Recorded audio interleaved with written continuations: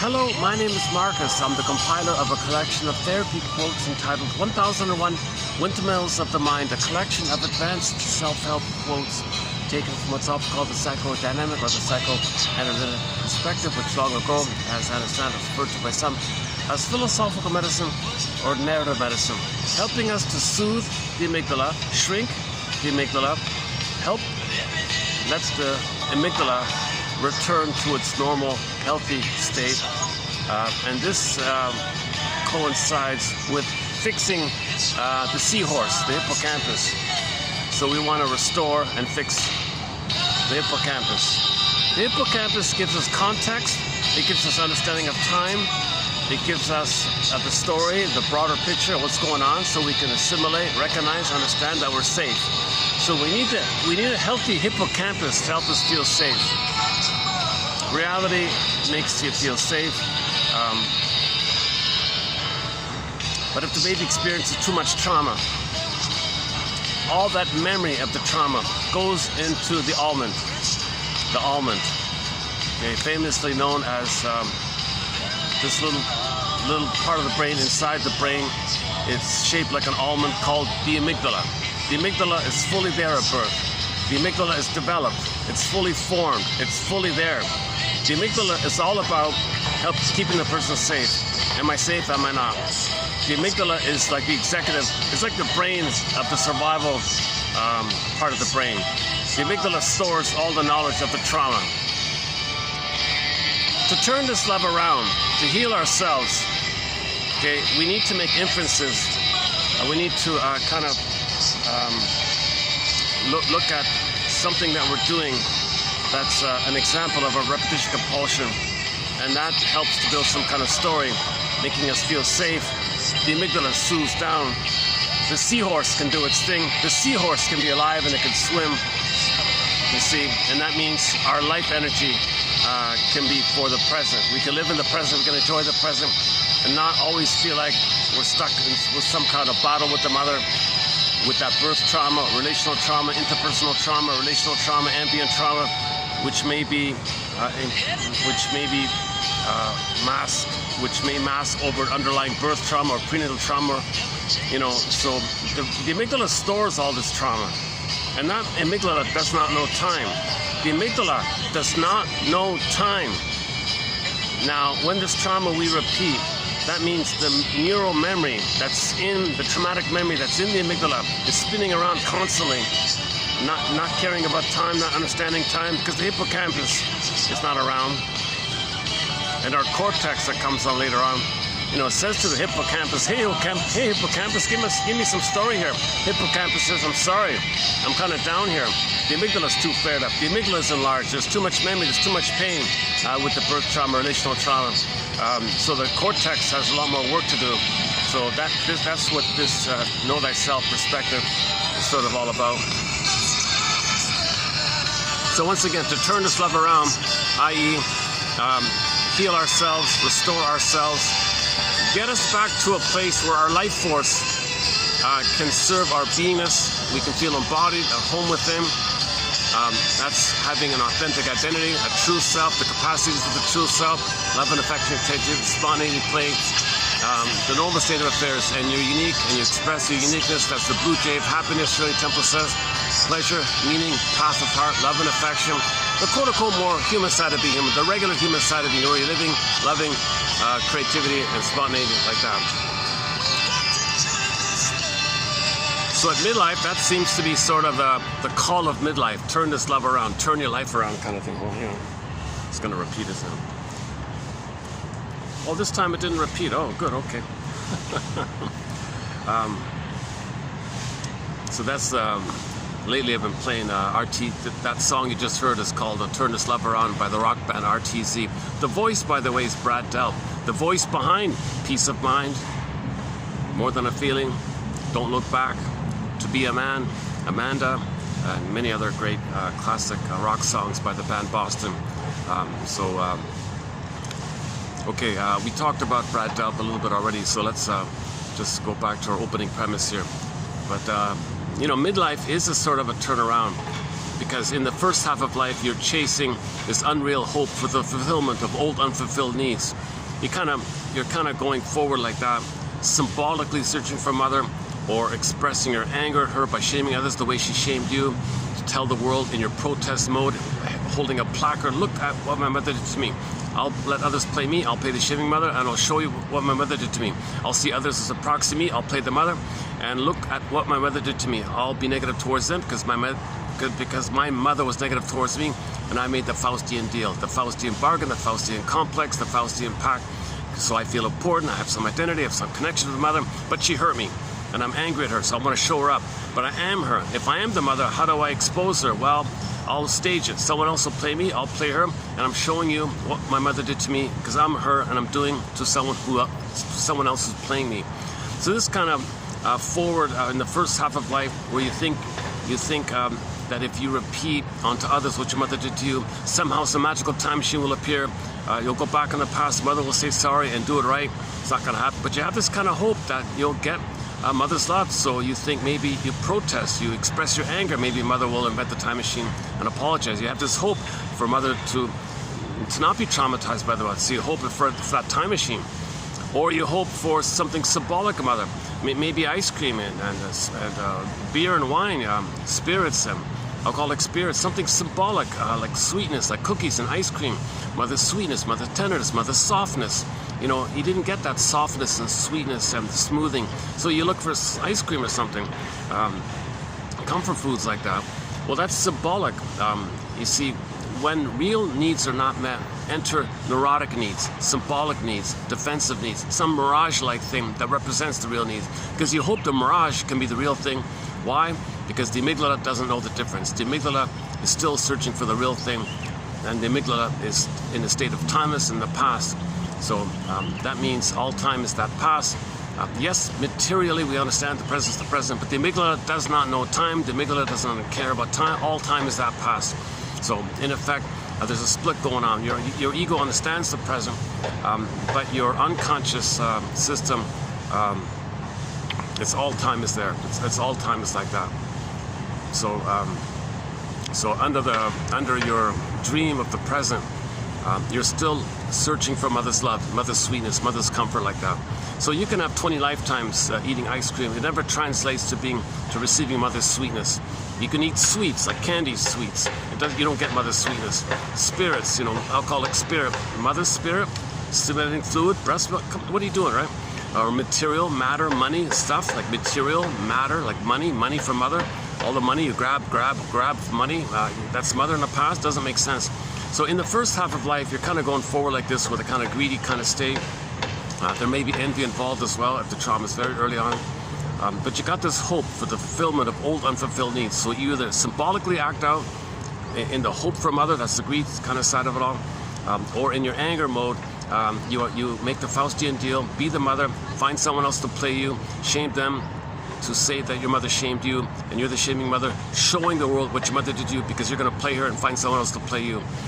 Now, that's a troublesome kind of thing because it's a very layered, complicated thing because after someone shames someone else, they think the one they just shamed is the mother who hurt them, then they're angry at the one they just shamed because that's the nature of the Faust complex. It's pretty hot around here. I'm going to need to do a few little, like 1-minute breaks here because it's in the mid to high 30s now. The heat's come back. For a few weeks it cooled off a bit, but now it's back kind of thing.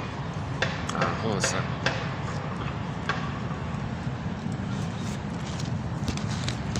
Maybe I'll just, let's dig up a song then.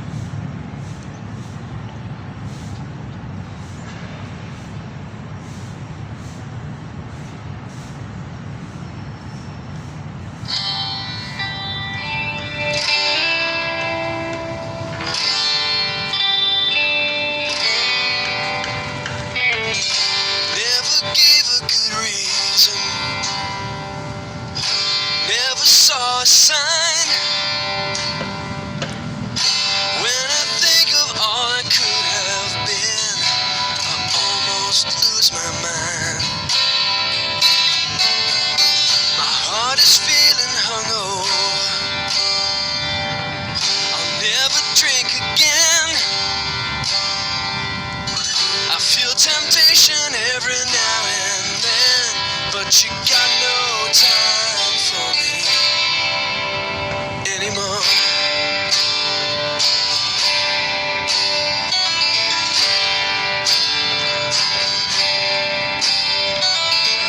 This mystery has no answers. I've tried 1,000 times. Still I wonder what I could have done to water into wine. I sit alone inside. Actually, that's Rick Sanders discussing how he overcame his drinking issue. And yesterday we played a clip from the classic TV show Room 222, Season 3, Episode 23, where there was a intervention on a guy who was addicted to smoking. Yeah, interesting little clip. I recommend, if you go to yesterday's video, sort of towards the end there, I showed you a few, or better yet, just look up Room 222. We discussed 2 episodes, Season 3, Episode 15 and 23. The 15 one was the Navajo guy, and was having a hard time, and then Jason, his background was also filled with a lot of hardship, and the Navajo guy, of course, had a lot of hardship. And Jason said, you know, if you think about it, you know, we're really brothers, you know. But if you don't see that, then I guess it's going to be hard for you to think of us as friends, right? A little touching moment there. And then in the 23 one, Season 3, Episode 23, discussed the psychological link and the observation that when the baby is traumatized during the oral phase, okay, like nursing kind of phase basically, okay, and he's frozen there, he may smoke to reflect that the cigarette might, like, you know, the cigarette might remind him of the thumb sucking or the pacifier for the missing nipple or the rubber nipple. So he's still kind of in that oral phase. But the point about that episode was he was a very egocentric, didn't care about other people, extremely narcissistic fellow who had no empathy or care, feeling for others, just wanted to do what he wanted to do, like infantile God. He thinks he owns the world. And that was the line in there. You think you own the world with your cigarette, like a magic wand, like you think you're a commander with your magic wand, like that. You own everything. And how can you say I'm so selfish? Well, from what place do you have the idea that I'm selfish? In the same place you're a baby. Baby? Well, don't babies, when they're not sleeping, tend to have things in their mouths? Like he was trying to confront. It was an intervention, so it was a kind of a shocking, a little bit intense like that.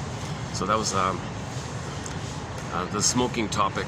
So I highly recommend that show, Room 222, if you've never heard of it. It ran for 5 years, between 69 and 74. Season 5 got cut short early, so it's more like 4.5 seasons, I guess. Very good show, you know, in 20 minutes. Each episode is only 20 minutes long, but they really crammed in a good point in each 20 minutes. And fun show. It's like a high school drama kind of thing. You know, one episode would deal with, you know, facing the reality of mortality. That's the kid with leukemia. One was facing the mortality of the midlife crisis, whether or not you want to pick up the pieces of your life. That's the episode of the teacher entitled The Imposter Guy. So the episode entitled Imposter was sort of like a story about the general phenomena that at midlife, do you want to just forget about healing, or do you want to pick up and try to heal? And then the things like, Jesus. Let's just stick with those for now, yeah. Very, very good show. Great cast, you know, it's got stars. It has sort of like a star teacher, the main guy, the Pete guy. Oh yeah, he did a feature on smog. They covered smog, and there was one environmental kind of episode where some guy grabbed a dead fish from the beach and dumped it on the porch of the guy who caused it, you know, try to provoke him up kind of thing. So should he get in trouble, or does he have a point, or what, that kind of thing. Yeah, great show. So Pete is sort of the main head teacher. He's a bit of a counselor kind of thing. And his girlfriend is the school counselor, so a nice little couple like that. The principal is some kind of, they call him a long-suffering servant, comedian kind of guy. He makes jokes. He deals with his problems with making jokes all the time. And then the sparkle, the star, sort of the bright spot is the student teacher named Miss Johnson, yeah. She's quote-unquote cute and adorable, very bubbly kind of. She says that her gimmick in her youth is to entertain people, make people happy. She's a pleaser, codependent. She's smiling all the time. Very fun kind of person like that. Actually, that actress who played Miss Johnson, Karen Valentine, she played one of the Gidget films. So anyways, you got a great team. You got the star teacher, his girlfriend, the counselor, the comedian principal, and then a Gidget kind of bubbly kind of student teacher there. So you got the main four, you got the four core cast members, and then you got some of the students are regulars. Jason is a regular one. He's a street smart kind of guy, but also intellectually smart. So he's a unique character. He's kind of like, he also has a therapeutic kind of guy. Actually, those two episodes I mentioned earlier kind of starred Jason, where he said to Navajo guy, look, if you can't see we're brothers, how can you see that we're friends? And then to the smoking guy, yeah, you think you own the world with your cigarettes, and how egocentric you are. You blow smoke and don't care that other people are coughing, other people are upset. And yeah, why don't they just move? They're like, well, how are they going to move if they're on a bus or something like that? Well, that's not my problem. Oh man, are you selfish? Why do you call me selfish? Well, I call you selfish for the same reason I'm calling you a baby. Don't babies have things in their mouth? He was trying to, that was Jason talking, right? 16-year-old character in the film. Yeah, so room 222. So I'm also in the middle of watching The Twilight Zone. We've discussed over a dozen episodes of The Twilight Zone. Gabe's Story, excellent episode. Gabe's Story, Long's Lost and Found Emporium, Take My False Life, Please. About the comedian, another comedian kind of character. Shadow Play, about the Groundhog Day nightmare of facing unconscious guilt. My goodness, Nick of Time's okay, and there's so many. There's like a dozen of them in there. So the closing narration for an episode entitled "One Life Furnished in Emotional Poverty." One life furnished in early emotional poverty. The episode's mediocre, but the closing narration, that's incredible. That's a great closing narration, I thought. One of the best closing narrations from the Twilight Zone series. So we've been posting quotes for the past couple of months from Twilight Zone and now Room 222. We have an incredible thread of quotes from psychologically minded TV show and film quotes like those two. With Route 66 in there, Judge for the Defense in there, Drop Dead Diva, and Harry's Law, and some of these legal comedy have some good psychologically minded quotes in there.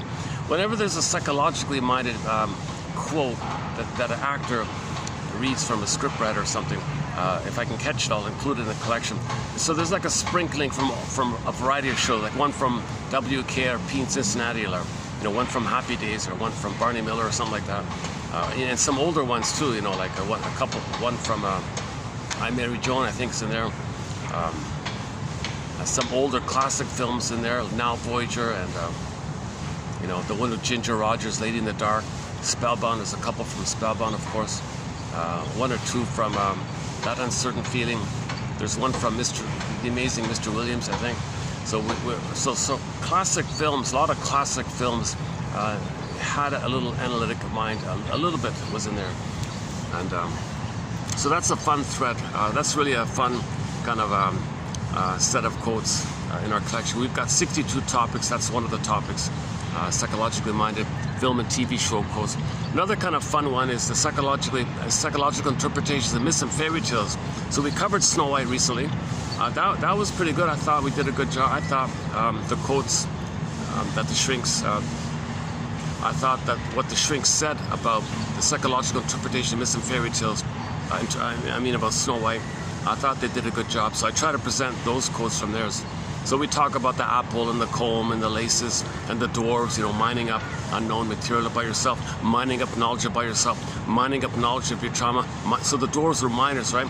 So when you realize your soul is frozen like Snow White's your soul frozen, and you get in touch with the miners, the dwarves are the miners, so that's bringing up unknown material about yourself. So bringing up that you were traumatized, that what your mother did to you. Your mother failed you. It's bringing up, you're mining up the truth. That's the whole therapy process, to make the unconscious conscious. So the dwarves, it's a personification of the energy within us that's bringing up to consciousness, okay, repressed, unknown material, because the dwarves, they're miners, right? Under the ground, dark, okay, but there's treasure there. So the treasure could be knowledge about ourselves, undeveloped parts of ourselves, our budding beauty, our potential, who we'd be had we been loved, the ability to mourn, the ability to know what happened to us so we can mourn. And so on. So that's the point about the minors. Of course, we talk about the wicked queen being trapped in the mirror. So when a baby comes on the scene, he expects to be mirrored by the mother. But what if the mother cannot mirror the baby because she is trapped in her mirror waiting to be mirrored by her mother? This whole topic. So we had a lot of good quotes about Snow White recently. And you know, a little bit about the Odyssey and the rest of you. And some of the tales that Robert Bly likes to tell, a couple by Alan Chinna he likes to tell. And one or two from different authors, kind of thing. Marie-Louise von Franz, a little bit from her. The Maiden King, we spent a fair bit of time on the Maiden King story. That's sort of a joint venture between Robert Bly and Marion Woodman from their book called Maiden King. Maiden is your beingness, and when you have your beingness, so feminine, so the beingness is the feminine element is the princess or the maiden, and then the Maiden King. So when you have your beingness, that's your being. When you have your being and it's healthy, you're embodied, you make sense, you're being, then your doing is ethical and moral because you have your beingness and your golden ball.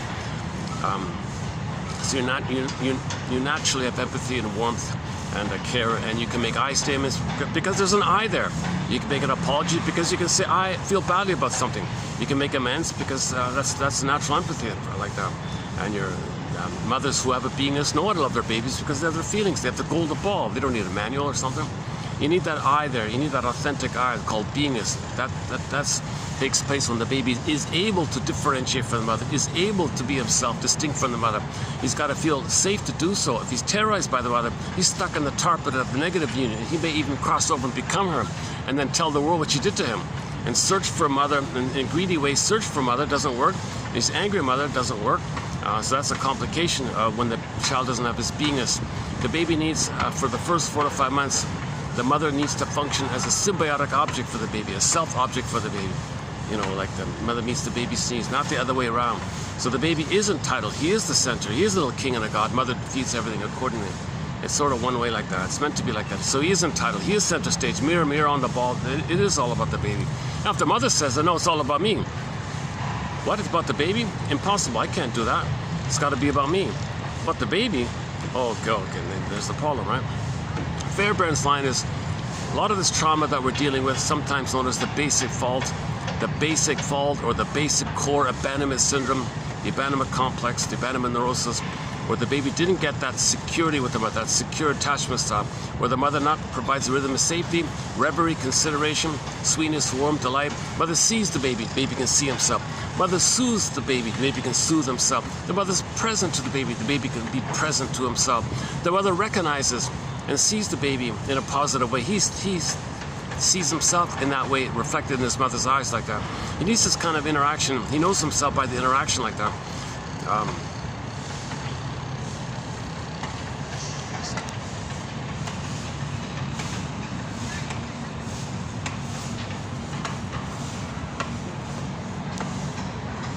I might be a little lucky. I'm thinking I might be a little lucky this afternoon because they're predicting a huge thunderstorm this afternoon. You can sort of see, you can see the drama, the tension. Will there be a thunderstorm? Will it be sunny? It's partly sunny, but clouds over. So because of the news report, I think people maybe stayed in or something. So let's see how it goes. I got a late start here. This will be a shorter video. We've done a lot of good videos lately. I gotta confess, yesterday's video was a little choppy. Yesterday I wasn't in top form. I had a few interruptions as well. But hopefully I still managed to get some good points out. I usually try to cram in as many insights as I can in each video. Let's see how we're doing here now. Oh, it's 3 o'clock. Oh, it's 3 o'clock? Oh, it's 3 o'clock, really? Okay. So we've got a good, if it doesn't rain, we've got a good 2.5 hours. Okay. Assuming there's no other interruptions or something. Oh boy, yeah. So the current premise we're going by is that the baby needs what's called a secure attachment style. This secure attachment style has 5 parts. Now each part takes 5 hours to discuss. There's a lot of material about this, but just as a table of contents, in the uterus, what the baby needs is Garden of Eden, Shambhala, Shangri-La, Nirvana, Paradise, blissful oneness, oceanic feeling, Unio Mystica. So he has a blissful oneness with the mother. Now he needs a welcoming womb, a welcoming womb. The uterus needs to be a friendly place. He's safe in there. He's floating around in a blissful, timeless feeling. And he thinks he's everything. He thinks he's the whole universe. He thinks he's everything in the beginning. That's one theory. So he needs this delusional kind of phenomenon where he's blissed out, timeless, he's dispersed, he's everywhere, and he feels pretty amazing apparently. He feels kind of, one guy calls it oceanic ecstasy. He feels in a very ecstatic, blissful kind of condition. So that's the welcoming womb, the Garden of Eden. They mean it that way. So in contrast, for example, if the mother takes pills and things, or she smokes, for example, then the baby's not getting enough oxygen down the center vein in the cord. Now the baby's suffocating. Now in his anger, his eyes are closed, his anger, he senses the cord, the 3 veins, the placenta. He projects in his mentation, it's going to be fused with that condensation, placenta, body, cord, 3 veins. He thinks if he's angry, the sea monster's angry. Now he's fighting with the sea monster. So he's not in a friendly, the uterus is not a friendly place. The universe is not a friendly place for the baby if he's got to fight with the sea monster. And he thinks he might be a goner like that. The mother goes to the concert, baby's kicking, he's scared, twists the cord. He's worried about the oxygen issue, you know. So he needs, okay, that's kind of common sense, right? It's called a welcoming womb, or, so let's assuming that takes place. So mother shouldn't drink or smoke or argue or go to rock concerts, things like that. And the baby, apparently the baby's meant to sense, the baby can kind of sense if the mother senses him there and there's a connection there like that. The mother already has to have a rapport inside like that. So he feels seen and supported during that kind of time as well. Okay, there's more to it. There's a book called Knowledge of the Womb. There's a whole branch of psychology called prenatal trauma psychology or perinatal psychology. There's the Janos, the Ludwig Janos book, and then the book called Knowledge of the Womb, the guy from Greece, and a bunch of others. Francis Mott has a big theory about that, and many other people. Janov, of course, and Otto Rank. Otto Rank focuses on the actual birth trauma.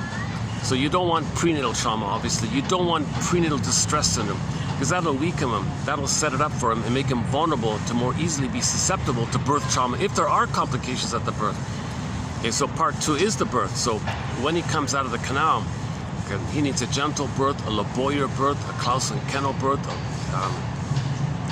you know. So the mother needs to do, the mother can do various things in advance to increase the chances of a gentle birth, natural birth. And then you got to leave the cord and the placenta. They function like kind of like the organ for the baby, you know, and still pulsating, still sending oxygen. Give the baby some time to get used to the new world. He's making a huge transition from the water world to the land world. Give him some time, for Pete's sakes, you know. So you leave the cord, leave the placenta. Okay, it's called lotus birth. Okay, flower, stem, pod. Keep it like that. Baby, cord, placenta. Keep it all intact. Baby comes out, place it to the bosom. Leave the hormones, because the mother produces the hormones to help the baby reestablish intimacy, the symbiosis. Because the baby and the mother were very intimate like that. The mother's got a facility, this ongoing intimacy. The baby needs an extended social, interpersonal womb, so the hormones are produced for that. The skin to skin, hormones, pheromones, smells, skin to skin, warmth, body to body, natural feeding nerves, and loving gaze, warm embrace. And the mother's holding softly, smoothly in her bosom like that. So he's kind of continued in the womb. So the womb-like condition is on the surface as a continuation from inside. He needs that for 4 to 5 months. It's called extended social interpersonal. It's kind of like a psychological egg. The two is one like that. And during that kind of feeding, well, first of all, he's got to get that. First of all, if you remove the corner placenta, he's betrayed. That's a betrayal trauma. Mother, after all we've been through, 9 months together, you betray me? If the mother allows the corner placenta and the baby to be removed, she betrayed the baby big time. Big time. The amygdala and the baby, whoa, it's inflared. Mother's dangerous. Mother's a monster. Mother's an alien. Mother's a cyclops, boar queen. The mother's a monster from the baby's imaginal point of view based on his rage after betrayal. Because the baby thinks he's a goner. Baby thinks he's a goner. No, mother, he's a goner. Okay, the baby has no seahorse, no time and context, no memory to refer to, no memory bank to refer to, nothing else to refer to. He's always just in the now. There's no time in that brain. So if the mother's gone, poof, he's gone. He thinks he's a goner. So in that split moment, Jesus Christ, he freezes up the soul to cope with it. Pin goes on a collar. Under the collar, the jargon is flat affect. So now the baby's affect is flat. Okay? The old term for long ago was athemolexia, no feelings for your words. And the first quote in today's batch, Alexithymia, a variation of it is called no words for your feelings. Yeah, in myths and fairy tales, your beingness, your feminine element, your feminine principle is personified like a princess. So the princess is locked in a tower like Rapunzel, in a coma like Snow White. It morphs into a swan and flies away, morphs into a fox or an animal and runs away. Or the earth opens up and his cord gets pulled down. Echo turns to a statue. Okay, instead of feeling like a real rabbit, now you feel like a velveteen stuffed rabbit. Remember the velveteen rabbit? What does it mean to feel real and alive? We don't feel really real and alive anymore. We feel flat affect. So right off the bat, flash frozen. The child... somebody's curious about me. Someone's sitting just in front of me trying to... Yeah, now I mentioned... they can hear me. Okay, never mind.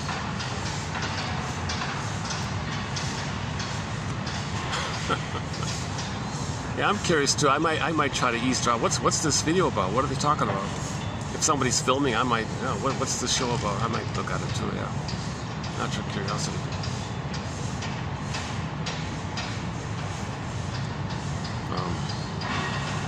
So the baby says, "After all we've been through, mother, come on. I expect you to be there for me. You're gonna let some stranger take me away? You're gonna take my cord away, my placenta away? Mother, that's the bridge to you. You're going to take the bridge away to you? No bridge, no you. You're gone, you abandon me. Abandonment syndrome." So all that happens. Baby freezes up the soul, and Pin goes on a collar, and then in his rage sizzles into a picture of a monster, and in paranoid-like fashion projects that image of his rage onto the mother, says the mother is that picture. The baby attributes or assigns that picture of his rage onto the mother, thinks the mother is that picture. The baby's doubly off. The picture is just a symbol of his rage. Baby can't know that he's in rage, but there's a picture there. So he says the picture, the mother's the monster. That's how the baby is called projection. So he denies that he's in rage. He can't be flooded with so much cortisol like that. He's got to protect himself. So projection, so the baby's projecting right off the bat. The baby projects. That's a defense against you can't feel all that pain, so you got to repress it, bury it, disavow it, disassociate from it, compartmentalize it, split it off. You do something like that. It's called repression, generally speaking, and that's projection is the way to repress. So when you project, that's you repress. But when you repress, you project. So if you can't know the pain, the mother's always a monster. Okay, so in general terms, when people have prejudice, that's called repression.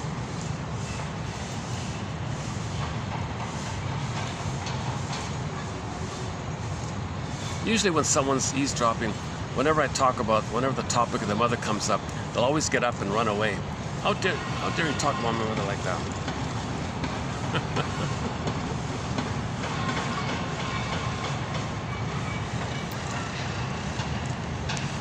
It just happened once. I think it happened once in the hotel. I said, the greatest hurt of all, mother failed me. Mother failed me.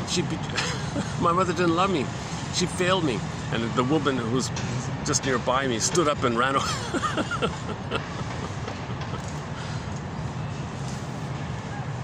It's very hard to admit this. It's hard to... The baby can't know the truth. Baby can't know mother's failing him. The mother's gaslighting him, double binding him, doesn't meet his needs. Maybe the mother feels entitled to use the baby to meet her needs. Okay, Anne Sexton has a line, I made you to find me. No kidding, a woman said to her daughter, I'm sorry, daughter, when I had you, I didn't have you to love you and nourish you and so you could be yourself. No, I had you so I could brainwash you to be stable for me. So from that, I'd use you as a secure base so that I could find myself. I made you to find me. So no baby wants to know this. Well, what an arrogant betrayal. Mother, my right, I have a right to find myself. So I made you to find. You don't have a right to use your own child and this selfish. But the mother says, well, I'm entitled, I'm important, I can do what I want. She thinks everything is things for her, everything's a possession of hers, she's entitled, an immense sense of egocentric entitlement. Doesn't have feelings or empathy for her own baby like that. How can a baby admit that the mother has no empathy for them? Baby can't know that kind of thing. So in his rage, the mother's a monster, splits it off, and then hallucinates a goddess. That's called psychic splitting, and that's a trick of the mind to make him unaware that the mother is like this. So while the mother's hurting him, he thinks, no, split it off, mother's a goddess, psychic splitting. That's a key, that's the underpinning to either or thinking, adversarial thinking, oppositional thinking, black or white thinking, either or thinking, all or nothing thinking, the idealized divide. Okay, later on when people think in terms of jungleism, okay, jungleism, okay, like my greed or your greed, any kind of jungle mentality, that's psychic splitting. Okay, that means you don't have your beingness. Okay, you're coming from the place where you as a baby thought you were a goner when your mother did all those things to you, and you're frozen there, and that's the prototype of you and your mother, and then you see the whole world through that lens. You see all your days through that lens. That's like a stamp, like a template, a stencil, and you see everything through that. So if the mother, if the relationship with the mother made you think you might be a goner or not a goner, it's a jungle, like a battle with the mother. You're fighting with a sea monster like that. You're fighting with an alien, things like that. Mother's very strange thing. It's very alien for a baby to be traumatized by the mother. The baby thinks the mother's an alien now. And so later on, a person grows up, someone's unfamiliar, click, the alien mother appears, and you see that image that you made in relation to your mother onto the person in the present. I think the person in the present is so threatening. So prejudice comes from that because something's unfamiliar that triggers your mother being an alien. Right? Something's unfamiliar in the present, a newcomer to your town, unfamiliar, you don't know them, you know everyone else, but you don't know them. Click, that can trigger the amygdala. The amygdala's flared up. And then you think the person in the present, the newcomer, doesn't speak the language or whatever. And you have these exaggerated, wild, irrational, strong emotions like that. And then you coax it and you prod it, and then you try to make it like that to repress the truth. You can't handle the truth. If you can't handle the truth that your mother hurt you, just to engage in projection and prejudice, scapegoating and prodding and goading, called projective identification, where you coax people to play roles to keep her repressed, because you're loyal to the mother, because you are her now. So you don't want to know the truth. So if you can't handle the truth, your mother hurt you, you're going to engage in prejudice, externalized living, blaming living, scapegoating living, because you can't look within, paucity of inner experiences, the chasm. You can't even be in that chasm. Inside out too, you see the chasm. You can't even be, there's a hole there. You can't even be inward, because there's a gaping hole like that. It's like the metaphor is the basic fault, like a geological fault in the earth, like a crack in the earth like that. You can't stand there. Now Dickinson says, okay, although you can't stand there, what happens is you might be able to go kind of over it or around it in a swoon, because the brain sends you endorphins. That's the numbing called a swoon, but you can never be in there.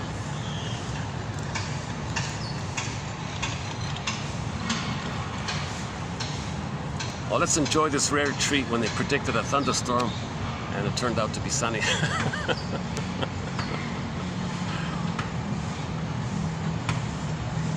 I can never tell when I can do a video in the park here. Sometimes I gotta move around 5 or 6 times.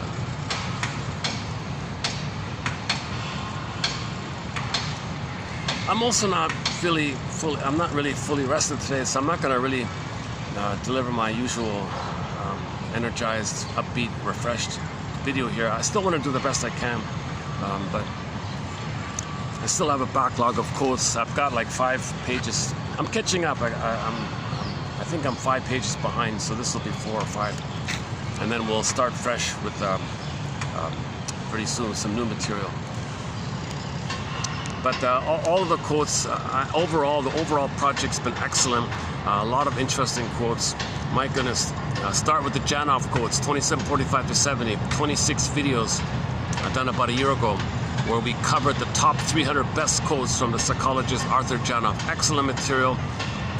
He's a very clear writer, a good synthesizer, brings it all together. It's a good 101. It's a good place to start, Arthur Janov. The Paul Libby Russell quotes, 2119, about repetition compulsion. That's sort of a pillar material. Morton Keysen's material, 2291 and 2. Those three are in Masters of the quotes, and Berger's quotes, and Karen Horney's quotes, and then Ann Teachworth's quotes, and Alan Golem's quotes. Those are kind of good places to start, I think.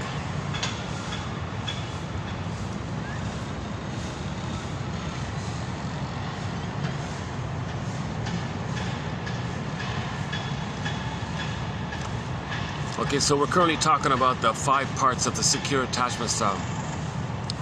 Basic babies are human beings. Mother's got to see that their baby's a human being with needs. Mother is meant to have what's called Freudenfreude, pleasure in their baby's autonomy, growing, happiness. Pleasure that the baby can grow up and be who they're meant to be. Pleasure in this delightful mystery, nature's greatest miracle. Mothers need to listen to that little poem by Ogmandino called Nature's Greatest Miracle, at least the first part of it. Oh, actually, I might have it. It's just like 2 sentences long or something. Yeah, let's take that up here. Nature's Greatest Miracle. It's just an old sales motivational speaker kind of guy from long ago. But there's one little clip in there. One second.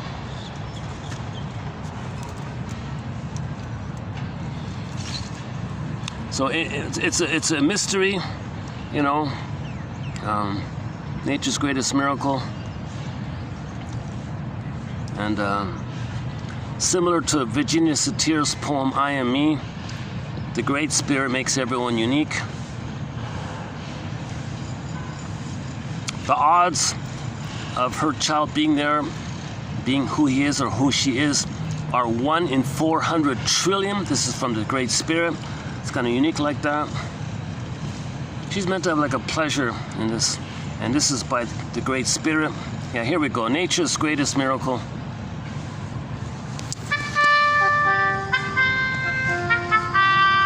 The scroll marked 4. I am nature's greatest miracle. Since the beginning of time, never has there been another with my mind, my heart, my eyes, my ears, my hands, my hair, my mouth. None that came before, none that live today, and none that come tomorrow can walk and talk and move and think exactly like me. All men are my brothers, yet I am different from each. I am a unique creature. I am nature's greatest miracle. So mothers need to have that kind of appreciation, this mystery, this delight, you know. And we all know that in nature everything's a little unique. Every cat's unique, every leaf is unique, every speck of sand is unique. The Great Spirit likes it like that. The Great Spirit likes everyone to have like a little uniqueness like that. So that her child comes on the scene. Like he said, never in all of history was there ever any child just like hers. And in the future, never again, very unique. Now the child being there with their uniqueness, the odds of that case are 1 in 400 trillion. Some mathematicians said that if you're here on the planet, the odds of you being here are 1 in 400 trillion. We're all chosen by the Great Spirit. So there's a little basic value like this. There's a basic value like this. So mothers don't, if mother has some kind of thought that she can use the child to meet her needs, to thingify the child, depersonalize the child, objectify the child, thingify the child, okay, she's way off. Because she's coming from the place where the baby thought that the breast was a thing that he owned, a possession called part-object relating. The baby doesn't recognize the mother as a full person, and he's a person, mother's a person, he's a person. He's not there yet. He's a little God, and what's around him is his possession. He owns the world. He owns everything. The breast, he owns that kind of thing. It's his property. It's his thing, he thinks. And if it's not there, he's enraged at the thing that belongs to him. So if a mother has that kind of attitude towards the kid, you can see the problem like that.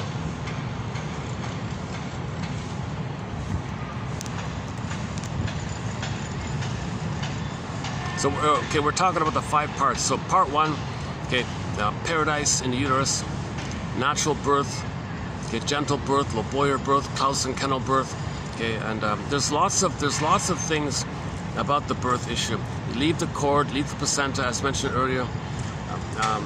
I saw a clip on YouTube where a woman was en route to the hospital or something, and she was kind of gently walking to the front door, and the midwife was with her, and the husband was there. Hey, hang up, guys! I think the baby's coming out. Hubby, you just stand there. Let me lean a little bit over on you. The midwife is behind, and the baby she just allowed the baby to smoothly come out. The midwife gently carried the baby and handed the baby to the bosom of the woman. The baby had a natural birth, so she had I think the theory is you need a little bit of gravity. Okay, you need the maximum pelvic space, whereby the mother can slightly or naturally, or make sure that her tailbone doesn't hit the kid, kind of thing. So she can, if she leans over a little bit, you want the combination of maximum pelvic space, little gravity, contractions, space, gravity, contractions, smooth delivery. Keep the cord, keep the placenta, hand the baby to the bosom, and she holds the baby. Baby latches on, starts suckling. All is good. You can maintain the paradise. Now the video ended. Hopefully she went home and went to bed and kept it like that. If she went into the clinic and they removed the cord, then she betrayed the babies. I don't know what happened afterwards. Now, I'm not a doctor. Don't quote me on this. I only have a BA. Keep that in mind. I'm not a professor. I'm not a midwife. I'm not a doula. I'm not a nutritionist. I'm not a gynecologist, cultural anthropologist, scientist. I only have a BA. I'm the compiler of the quotes. I'm skimming and scamming, looking for very interesting quotes. I post 10 on average in each video with the hope that 1 out of 10 will click for anybody at midlife. This is for people in midlife and beyond. But I noticed another YouTube a physiotherapist talked a lot about this issue about doing this, about the benefits of the squatting and the standing, things like that. So the baby needs a natural birth. She said that lady said if the woman is on the table like that and with the syrups and all that, then sometimes the tailbone hits the poor baby. The baby's in pain. Mother's in pain. Mother says, "Give me painkillers." So now there's contractions. The mother clenches. The baby's in a life and death struggle. Like he's battling, trying to come out. He can't come out. He's got to come out. The mother clenches. Baby's stuck in, being pushed out. He's in an epic battle like that. One author thinks that when you have things like the pro wrestling, there's these dramatic characters fighting with that, or in myths, or in Greeks, in Greek myths, you have these epic battles, or colorful characters and grand design and battling with each other. That's like a symbol that what we went through. We lived. The prototype was we did have an epic battle. So any kind of God against God, these kind of things. Jesus Christ, that was Jason, and what is it? I forgot. Medusa. Any kind of in a myth. If you go to a myth, some kind of battle like that. One shrink thinks that's kind of, you can trace it back to the imagery of the baby having an epic battle with him. And somebody commented, "Oh, is that like pro wrestling or something?"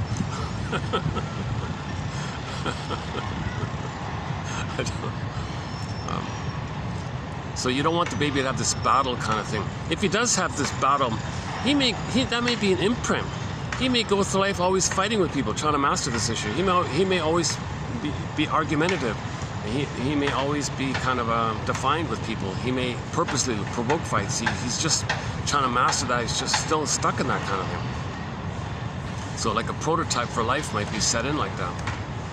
Jesus Christ. So Janov has a lot of theories about that kind of thing. His main theory is that if the mother does take painkillers finally, then the baby gives up. Then he's pulled out or something. Well, later in life, if he initiates something, his brain sends him endorphins, he gives up. So he has a pattern where he tries things and he easily gives up. Because the act of trying something, initiating something, triggers the memory, the prototype, where he tried to come out of the canal and whoosh, the mother flooded the system with painkillers. That went into the baby. The baby was drunk or in a stupor, so he gave up. So he tries something, the brain sends it to him. So Janov thinks a lot about. He thinks a lot of imprints are created in that birthing time, either just before or during the birth or very shortly afterwards. We mentioned the cord twisting one. One theory was the baby was kicking. The baby was kicking inside. Everybody say, "Hey, everybody, Junior's going to be a soccer star. Come on, touch me." Everyone, "Wow, you're going to be a soccer star." "Yeah, he's going to be a soccer." She's very misattuned. The baby was terrorized. He was kicking because he was in a panic. So mother was misattuned like that. That's part of the reason why he was kicking. He's dealing with a mother who's so clueless to him. Anyways, that baby, it got to a point for the poor baby where he got to a point where he recognized that if he were to kick one more time, he'd be a goner. He wouldn't get enough oxygen because he's twisting the cord, not getting enough oxygen. Remember, the oxygen comes down to center vein, but when he's twisting the cord, that vein twists, so he's not getting enough oxygen. So he got to a point where, wait a minute, he said to himself, "Don't kick, don't move, don't move." Okay, so so that was the imprint. So later in life, whenever there's a little stress, he freezes up, "Don't move, don't move." That was his personality character. And there's a whole list of these kind of things.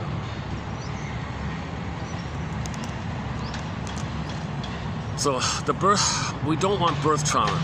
So mothers can do things in advance to minimize the chance of birth trauma. If there are complications of birth, she can heal it. She can heal it if the cord stays in the placenta stage and the baby can latch on and the hormones are there. Mother produces hormones for that bonding to take place. If you remove the baby, the hormones go away. Baby's wrapped in a towel, comes back, doesn't trust the mother, can't establish the oneness. Mother's a monster, alien, stranger, kind of thing. Unknown. Mother, you were very known to me for 9 months, now you're very unknown. Okay, stamp. Later, somebody's unknown to you, okay, that brings up the past. And then you transfer the past to the present, and you think the person or the present who's unknown to you is the scary mother from the past. That's one theory on prejudice, this thing about the unknown, the unfamiliar, as discussed in the film called Bob and His Enlarged Amygdala, a 30-minute indie home comedy film on YouTube, Bob and His Enlarged Amygdala. It's a kind of a, it's a home film, so keep that in mind. It's they try to make fun of their own comedy while doing it, so it's a little kind of chaotic. But if you take a bird's eye view or a balcony view of the thing, they want to make you aware of the issue of the amygdala. They think EAS, enlarged amygdala syndrome, is humanity's core issue. You know, they present the theory that EAS, enlarged amygdala syndrome, is sort of like humanity's core problem that we got to face, right? Okay, hold on a sec. Let's let these people pass by here. Let's dig up another song here.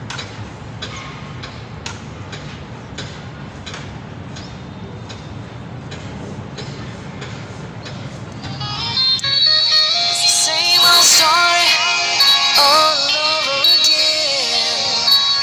You're down on the light, just another friend. I wanna love you, I wanna make you mine. Want to lay on the line.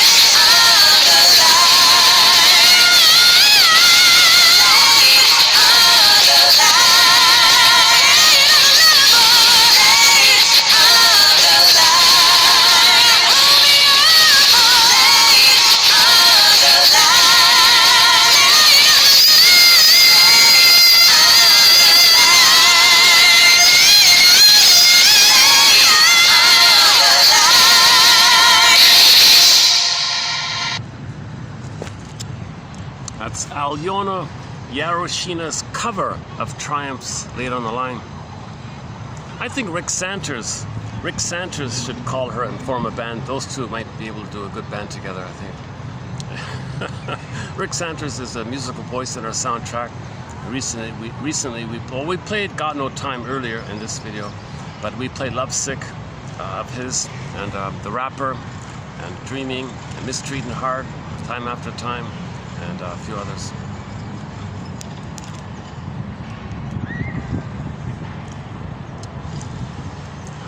So we're currently in the middle of part 3, right?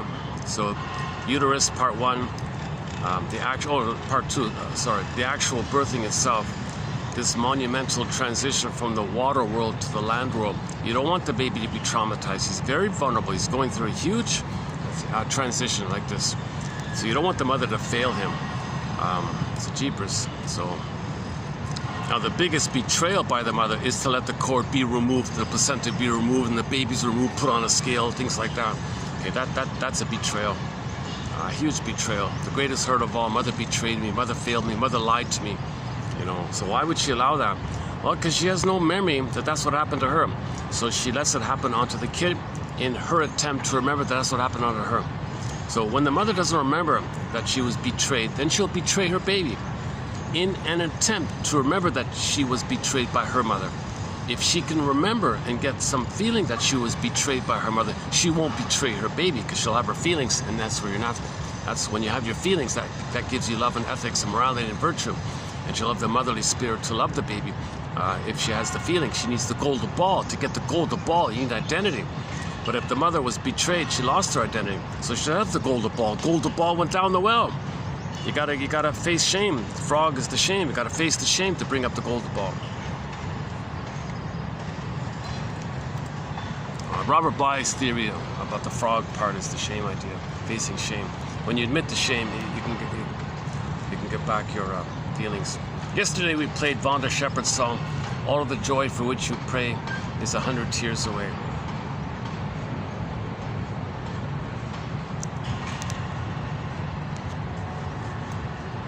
Actually, we could play it. I have it here. Should we play it? Here's a song by a singer named Vonda Shepherd, "100 Tears Away."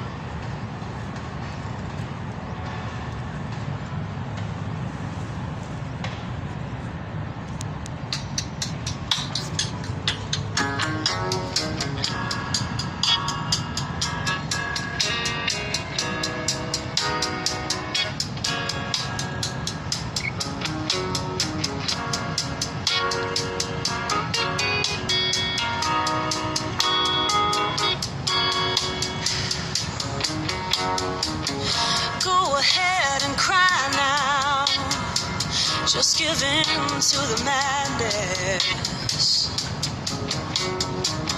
The only way to feel your joy is first to feel your sadness. The only way to feel your joy is to first to feel your sadness. Go ahead and sail now. Just give in to the ocean.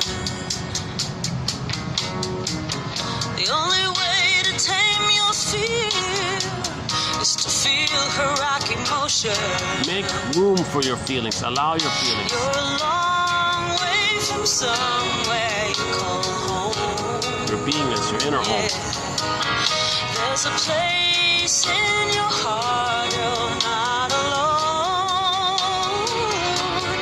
All of the happiness you seek, all of the joy for which you pray, it's closer than you think. It's just 100 tears away.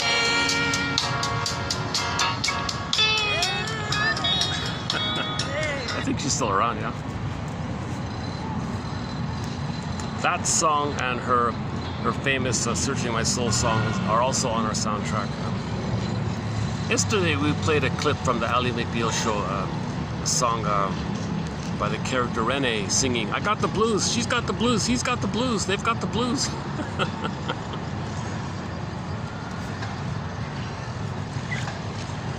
Okay, Okay, where are we here?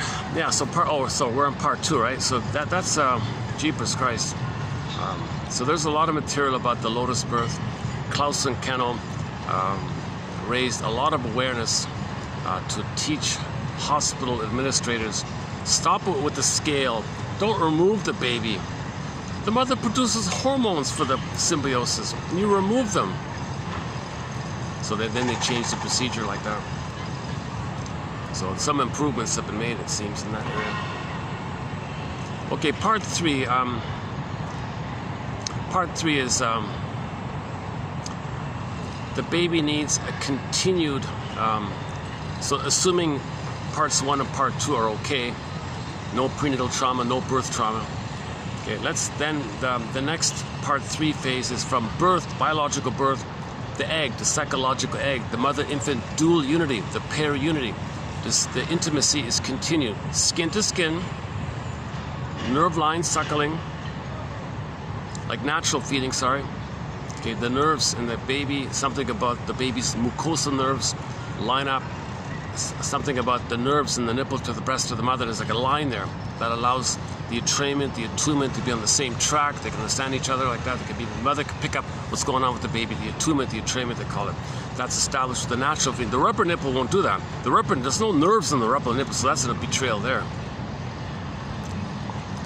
And then the loving gaze, because the baby's going to understand himself how he or she sees themselves reflected in their mother's eyes. So if the mother looks at the child with delight and acceptance, and the child sees that, he understands himself by mother's understanding of him, that dynamic helps him to have his identity, his esteem like that. If mother looks at him in a rejecting way, he rejects himself. That's the imprint, by the way, for self-defeating behavior later on. So if a person's doing something self-defeating, self-sabotaging, fear of success, fear of happiness, wrecks his chance to be happy, doing something harmful or like that, well, that's because that's how he saw himself reflected in his mother's eyes when the baby couldn't meet the mother's needs, when he thought he disappointed the mother. So he's still loyal to that. He's still tied to that. Dysfunction, unhappiness is tied to the mother, connected to the mother. Now, that's a very good quote by Hirsch from about 2 months ago. Look up that one, yeah. Robert Hirsch.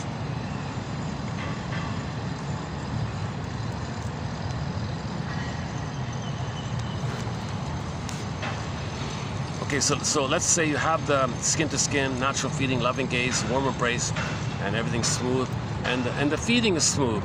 Mother's not rough handling the baby. Mother's not, being rude to the baby or something. She's making it safe. She's creating a womb-like atmosphere for the baby. She's not indulging the baby. She's not spoiling the baby. The baby's still in the egg. The baby's still cooking, growing, like he's still developing. He's got an inner budding beauty. His beingness is there. The beingness, he needs to feel safe for the beingness to be there for him. Now, if that part 3 phase is met, you see, if that stage of symbiosis, merging, fusion, mother-infant dual unity, participation mystique, unio with mystica, okay, if that stage is met, if you got the extended womb, psychological womb like that, if you got that, then at 4 to 5 months, okay, now he begins to have a sense of self that hatches out of the two being fused as one prior. Now as he can consolidate and know himself, and mother is seen as a person, he's seen as a person. Now he begins the differentiation. Instead of two overlapping blurred clouds looking like one cloud, he can have a separate sense, and a mother's a separate sense. And that begins at 4 to 5 months. It begins at 4 to 5 months. Now between 4 to 5 months to 18 months, he's beginning that process. It's a slow hatching. It's a gradual thing. So it's mainly about the differentiation. He's differentiating. So you're going to practice to differentiate. He's just starting the process to be distinct and different from the mother. But the thing about narcissism is that he still thinks everything, he owns everything. So instead of owning the mother and the breast, now he thinks he owns the world, kind of thing. So enter that obnoxious song, everybody wants to rule the world. And no, not all babies are traumatized prior to 18 months. But if a baby is traumatized prior to 18 months, then that fantasy, that song reflects that fantasy, because the baby's meant to think he rules the world. The world is my oyster, love affair with the world, he owns everything. So he thinks he owns everything around him. Plus, the unique thing is, he's got motor skills, he's got new powers. He's Superman, super baby. He can walk, crawl, run, hop, skip, jump. He's Superman. And he owns the world, he owns the city, and he's Superman. He's got a real delight like this, so he can run around. So once on occasion you'll see a kid in the park who's maybe like 8 months old or something, and he's thrilled, he's excited as could be. He thinks he owns the whole park. He's got this new power like this. He can go where he wants. He thinks he owns it all. It's all like a toy for him, kind of thing. So the mother is meant to allow that and worship the, oh baby, you're a little god. Yes, it just goes along with it. It's okay. Don't rebuff him for it. Don't say, who do you think you are, like that. Just gently keep him safe. Just so he doesn't hurt himself by accident. Just distract him before he puts the fork in the socket or something like that. Just to tolerate that kind of thing. But the mother's got to see, not only is the baby unique, but now the baby is a unique Superman, a superhero. So the mother tolerates that kind of thing. And then at 18 months, okay, that narcissism, this solipsistic bubble that it's all about him, he owns everything, he's the center, he's center stage, all about him, he owns everything, that kind of stuff, this infantile god kind of thing, that kind of stuff dissipates for the most part at 18 months. A major transition takes place in development, 18 months. Now Voyager seeked out forth to find yourself. Now he's into the human realm. Now he discovers that they're real people, real relationship. There's more meaning and feeling into life. Now life begins kind of thing. Whereas before he's in this dream world, but now life begins kind of thing. The baby has a new kind of pleasure like this. Now Voyager seeked out forth. Now trial and error. What does he like? Now he's more in the individuating part. So the first part, okay. So the egg, okay. After the egg, the first part is more about the differentiating from the mother. And the second part, from 18 months to 36 months, more about the individuating part, where he's experimenting, trial and error. So during that time, he's going to run around, learn about things, have questions, be curious, but he's not fully on his own yet. He'll freak out at some point, run back to his mother to feel that he's safe. Mother says, yes, you're safe. The baby gets the idea, oh, you mean I can have it both ways? I can have the security of my mother's presence. Mother says I'm safe. I can touch base for emotional refueling, and I can explore. I can learn and discover what I like and be myself, and mother doesn't freak out and punish me for it. Oh, that's awesome. Because some mothers do that. Some mothers say, wait a minute, you're not going to need me if you're too autonomous. You have a psychological birth, so I'm going to rebuff you for that time. Then the child will be frozen in that phase. There's your Clingers and the Pleasers and the Joan Davises and maybe the Miss Johnson in Room 222, things like that. I'm not fully sure about that one. I'm pretty sure we could say that the character Joan, the character was named Joan Stevens, right? Played by the actress Joan Davis in the TV show called I Married Joan. A lot of Joans in there. I'm pretty sure we could say she's sort of in that area. So she's childlike, she's afraid of success. So she tries something, sabotages it, tries it again, sabotages it. She's kind of afraid to be autonomous, but she's not cruel, she doesn't hurt others. She's kind of helpful like that. And so she's stuck sort of in the codependent, famous rapprochement phase. So she wants the husband to kind of support her development. He's not interested in doing that. He likes her being like this, so he doesn't really help that way. So she just recreates that. Actually, she probably chose him for that, to maintain that kind of a state. So she can be conscious of it and then mourn, kind of thing. So her marriage is a reflection of her childhood state. Actually, that guy who played the husband, I was trying to find his TV show, the Jim Backus show, unavailable. It looked like a very good show. There's 2 or 3 episodes available on YouTube, I think. It looked like a very good show. My goodness. It's not available. He plays like a propaganda agent or a PR agent or something. So you see some of the propaganda tricks or something. But it's not available. No, too bad.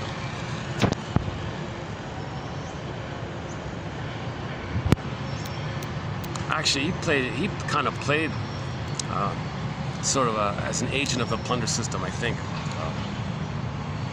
Anyways,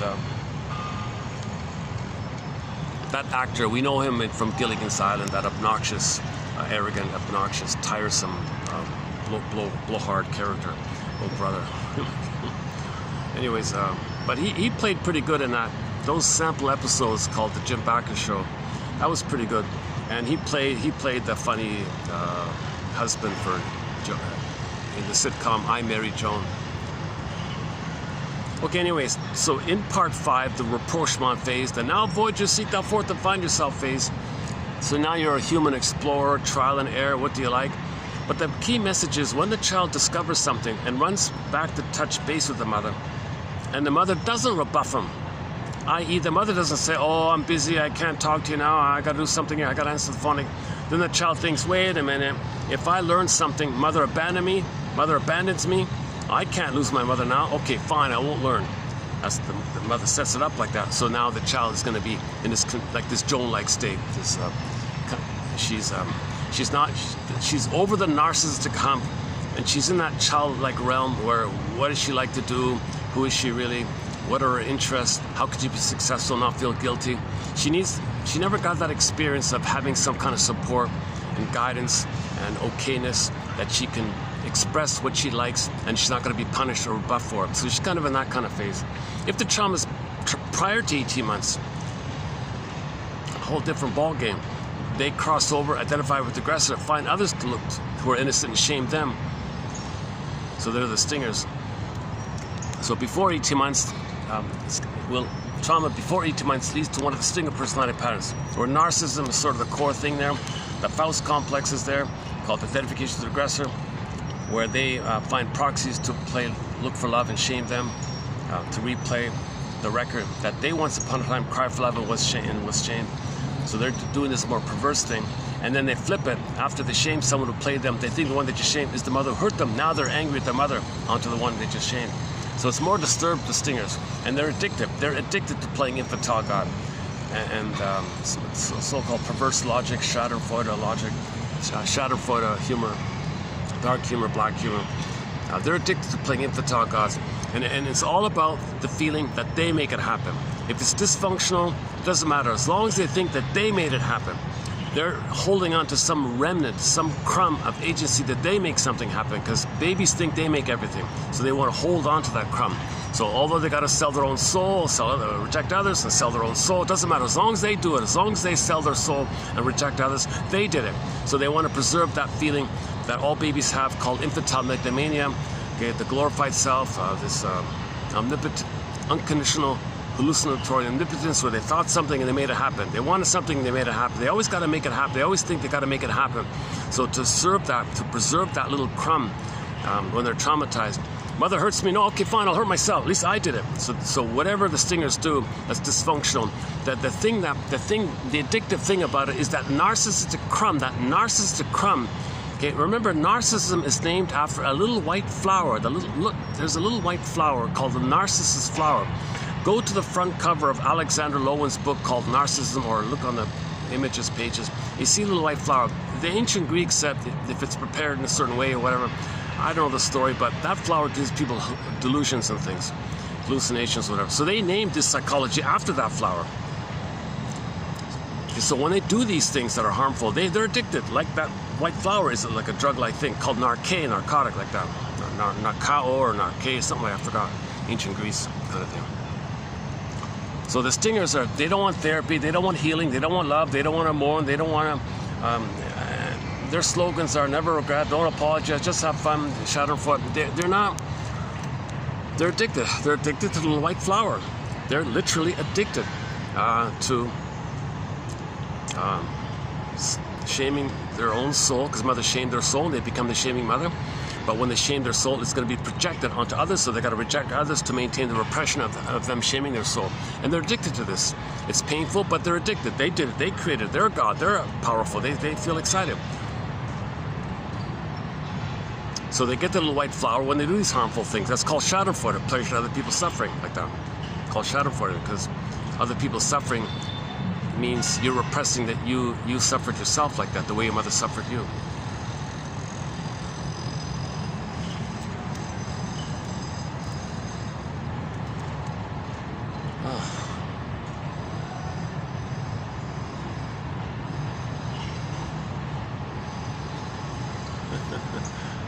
Well, someone's got a chair just like mine near me. Just listen. That's the first time. Well, maybe it's going to catch on. I think I'm the first person here to bring in like a chair like this. I just noticed someone doing the same thing.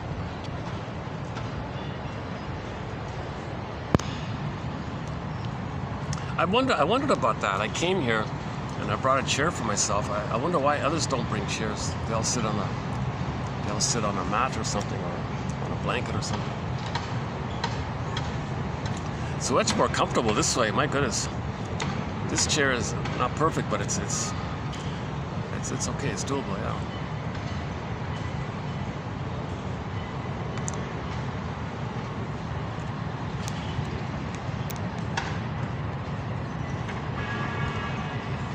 So we're talking about the rapprochement phase, yeah. Okay, so let's just quickly summarize this. So trauma before 18 months leads to one of the distinctive personality patterns. Okay, so you got a bundle of narcissistic types. Okay, like the guy in room 222, season 3, episode 23. Okay, that arrogant smoking guy. He's a cookie cutter, dime a dozen. Garden variety narcissist, exhibitionistic, openly says I don't care, openly feels entitled, it's your problem, no apology, no regret, I'm right, you're wrong, I'm superior. He's a very good example of a cookie cutter narcissist, that smoking guy in the clip, in that clip. So that's a familiar kind of type that we know about. So typically it's called the exhibitionistic type, like that. A branch of that is the Don Juan type and the Don Quixote and like that. Okay, but then you got voyeuristic types of them. So you got people just like that, but they live vicariously through the exhibitionistic one. They're the voyeur narcissist. Narcissist calls it the closet narcissist. I'm kind of borrowing that, but I'm renaming it the voyeur. I think it's more descriptive because they're voyeuristic. When you say closet narcissist, it kind of implies they might come out. They don't usually come out. They live their whole lives in a voyeuristic mode. So they bask in the exhibitionistic of anyone else who is exhibitionistic. So they wish they could be that, so they think the proxy. So they use exhibitionistic narcissists as sort of like proxies for them on their behalf, and they bask in that, in their voyeurism like that. So that's the voyeur narcissist. You got the clinging vine narcissist. You got the waif narcissist. You got the passive-aggressive narcissist, the turtle narcissist, okay, and a couple of others. Let's just leave it there. Okay, then you got, of course, the bully pattern. See, the bully pattern is more belligerent because that's trauma more earlier on, like the egg time.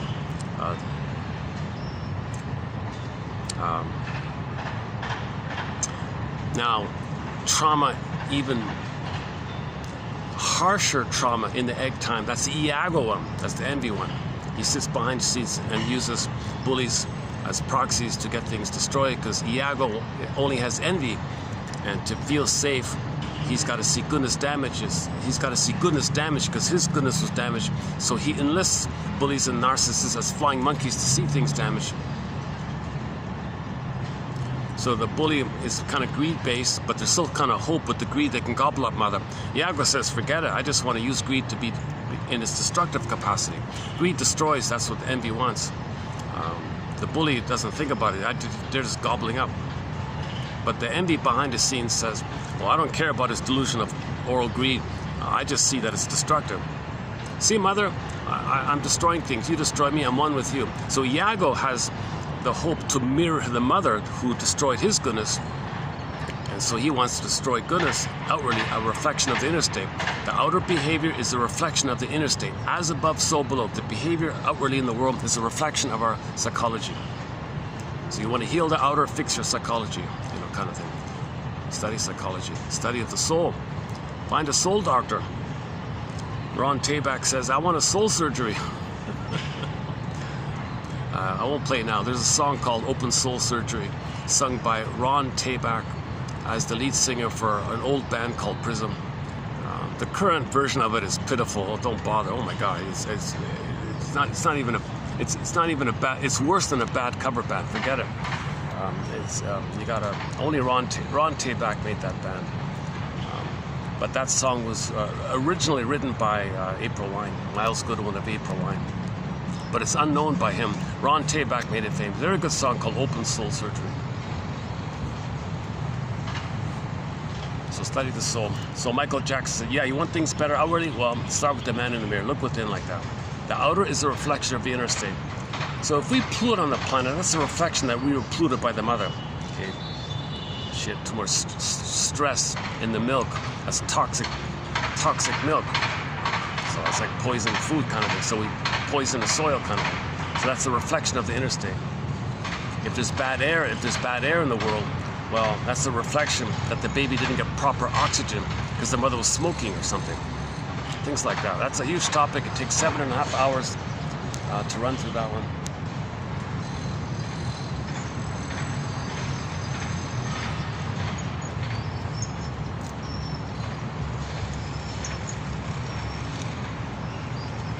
It's just a coincidence. That's the first time I've seen someone bring a chair like mine, pretty much.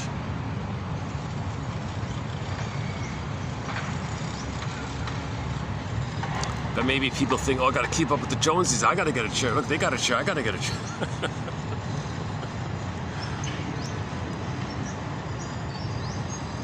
This folding chair, it folds up. It folds up into a small bag, like a foot-long bag or something, or two. No, maybe like a 2-foot-long bag or something. Just carry it easily. You know.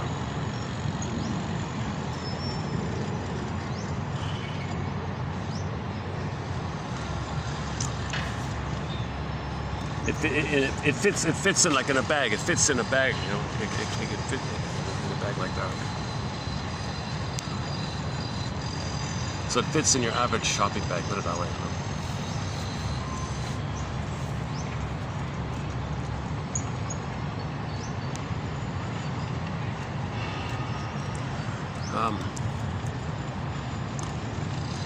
Okay, maybe I'll just take a little break here. Oh, let's play Open Soul Surgery, since we talked about it. Let's just take a 2-minute break here. So here's a song called Open Soul Surgery, written by Miles Goodwin, but made popular by Ron Tabak of Prison.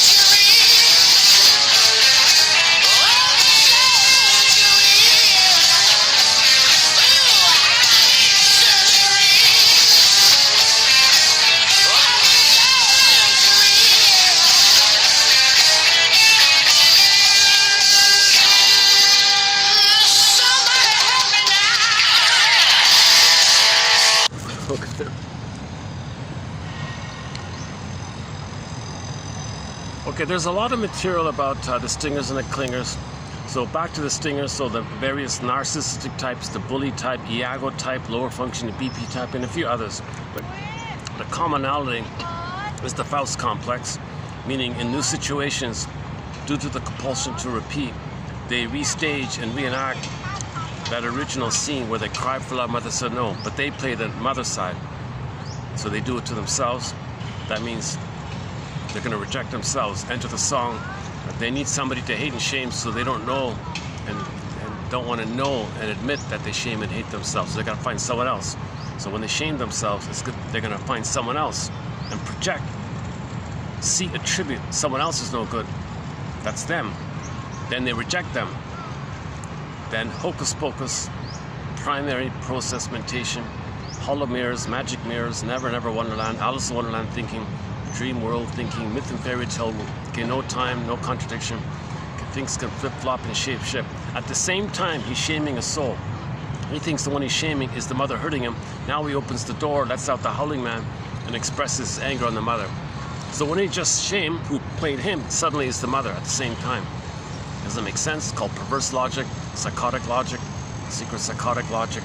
Now, he doesn't think so, because his beliefs and rationalizations, his flim-flammery and duplicity and rhetoric and propaganda and advertising lies serve as a blanket, like a camouflage, to fool himself and others. It's called giving the appearance of being reasonable, to hide that you're being unreasonable.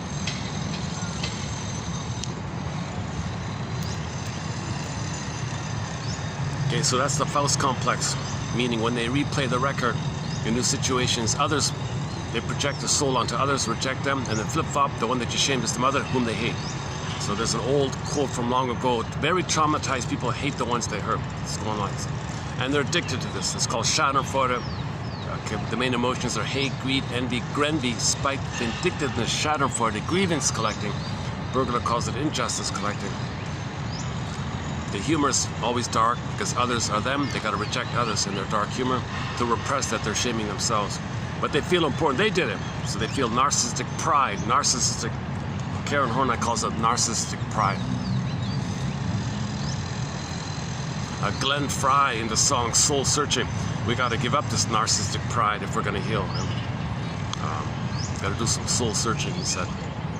Yeah, we'll play that. Maybe we'll play that later on. I sometimes play that song called Soul Searching by the singer Glenn Fry.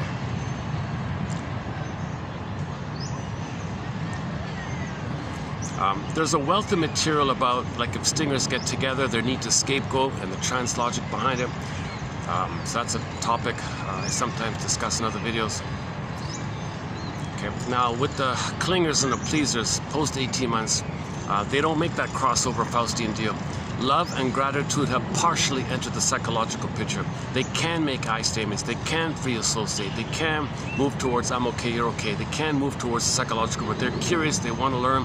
They want to build a hippocampus. They want to heal. The stingers, they give up on that stuff. It's kind of quote-unquote derailed. They're addicted to playing infantile God. One author's example in a book called It's Not You, It's Your Mother. She gave the example, Kimberly Harding in her book called You and the Narcissist, she has the example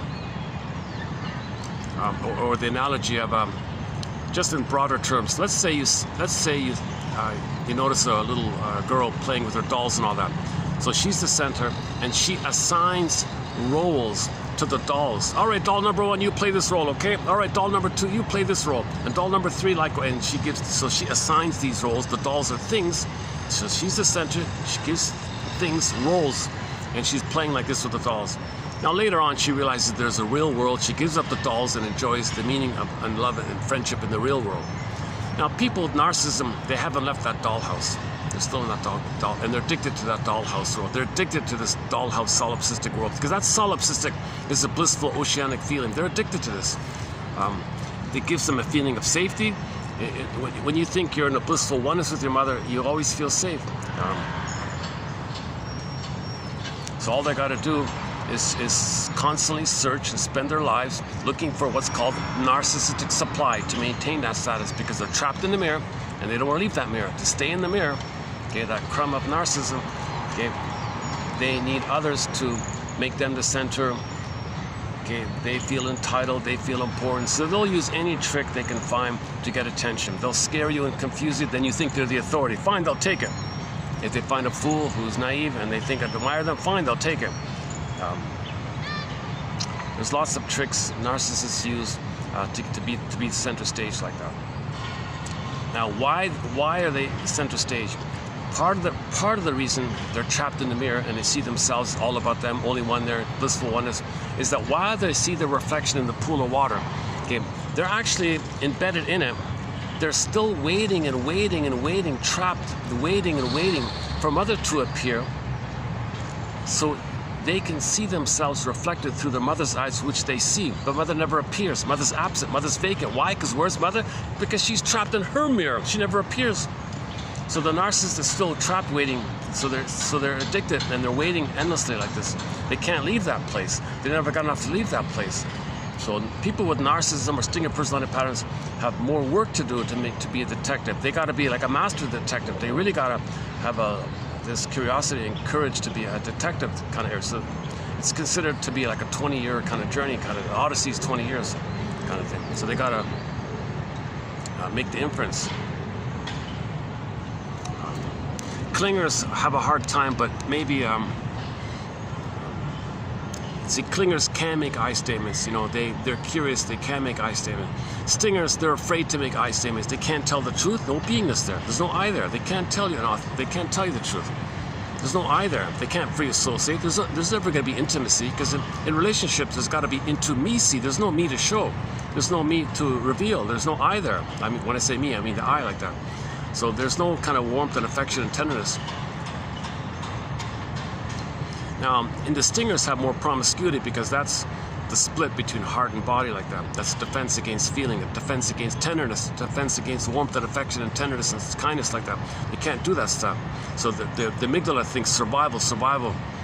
Now, the survival mechanism, survival, reproduction, survival, but the psychology of it is to repeat onto others what was done to them. So in the Don Juanism, for example, okay, mother dumped them, they become the dumper.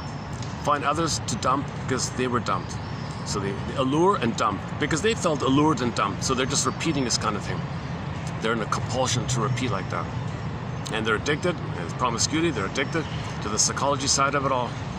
And it's a defense against affection, because if they try to touch affection, if there is a feeling, they always take off. Okay, enter the Twilight Zone episode called Cat and Mouse about this topic. Cat and Mouse. The moment a feeling comes up, he takes off kind of. He's the main guy there, played a forever, eternal Don Juan kind of character. And the lonely girl didn't care kind of thing, because she was so lonely, so he allured her and dumped her kind of thing, because she wanted a feeling. You want a feeling with me? I dump you. And she slept with her friend, and she got revenge on her and all this stuff. Jesus Christ. Well, that's I don't really talk about that one too much, cat and mouse. When I talk about Twilight Zone, it's usually Shadow Play or Gabe's Story or Wong's Lost and Found poem, Take My False Life Please, or One Life Furnished in Early Emotional Poverty, or Nick of Time, or what is it called again? Lonely Man in a $4 Room, something like that.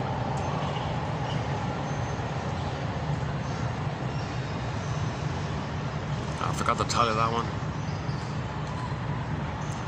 On occasion we talk about the puppet thing called the Darkness one, Cradle of Darkness. So time travel. She went back in time to stop a puppet. What was the lesson? After she stopped the puppet, 2 minutes later, poof, a new puppet came in. Okay, the moral of the story is the wicked queen doesn't care which flying monkey grabs Dorothy. So if one flying monkey's not there, so what? Another one will appear. That kind of thing. I think the episode wants to make that point to you. That flying monkeys serve the wicked queen. So stop blaming. So stop focusing too much on the red herring or the straw man argument of the flying monkey puppet, or the flying monkeys in whatever form they take. You got to look behind the scenes. You got to look at the Iago. It's harder to look at the Iago. He's more hidden, more covert. He's on a yacht or whatever, penthouse or whatever. I don't know. So that Twilight Zone was very careful about that. They didn't want to point you directly to who employed the flying monkeys. So they just want you to make the inference that it doesn't matter which flying monkeys you get rid of, kind of thing. Another one just appears. Get rid of that one. Another one. Well, on your face, who's putting in these flying monkeys? Who's financing these flying monkeys? Who's identifying them and phoning them and say, I got a job for you like that? and I'll support you and give you this and I'll give you that. Well, look at that. I think the episode wants you to ask that question for yourself. They didn't want to tell it to you, spoon feed you like that, but they kind of implied that. I think, I'm guessing. I don't talk about too much. I don't talk about that one too much. So if you, so the time travel, it was a time travel thing, right? She went back in the past, stopped some brutal character, but then but she succeeded. But the moment she succeeded, like not even barely a minute later, another one popped up in its place. So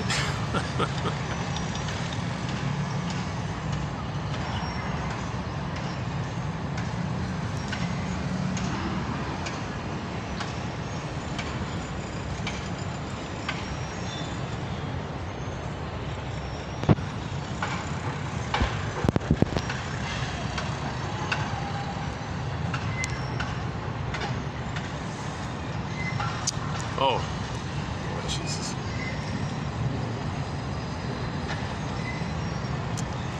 There's a distracting thing beside me. Maybe I can, what time is it? 4:15, 65%.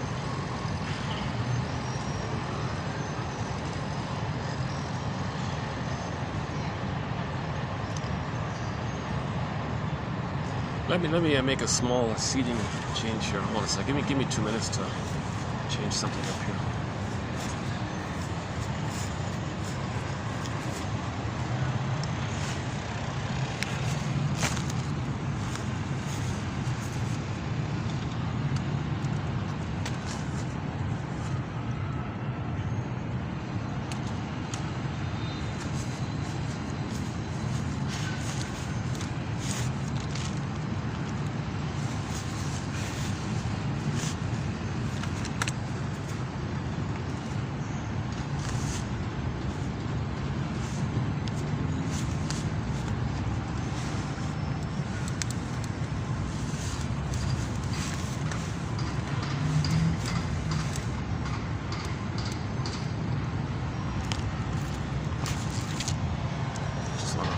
Block my view.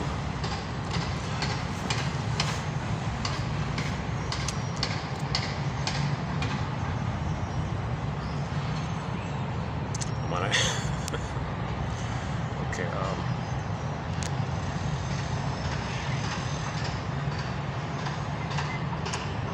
let me make one more change here. Hold a second.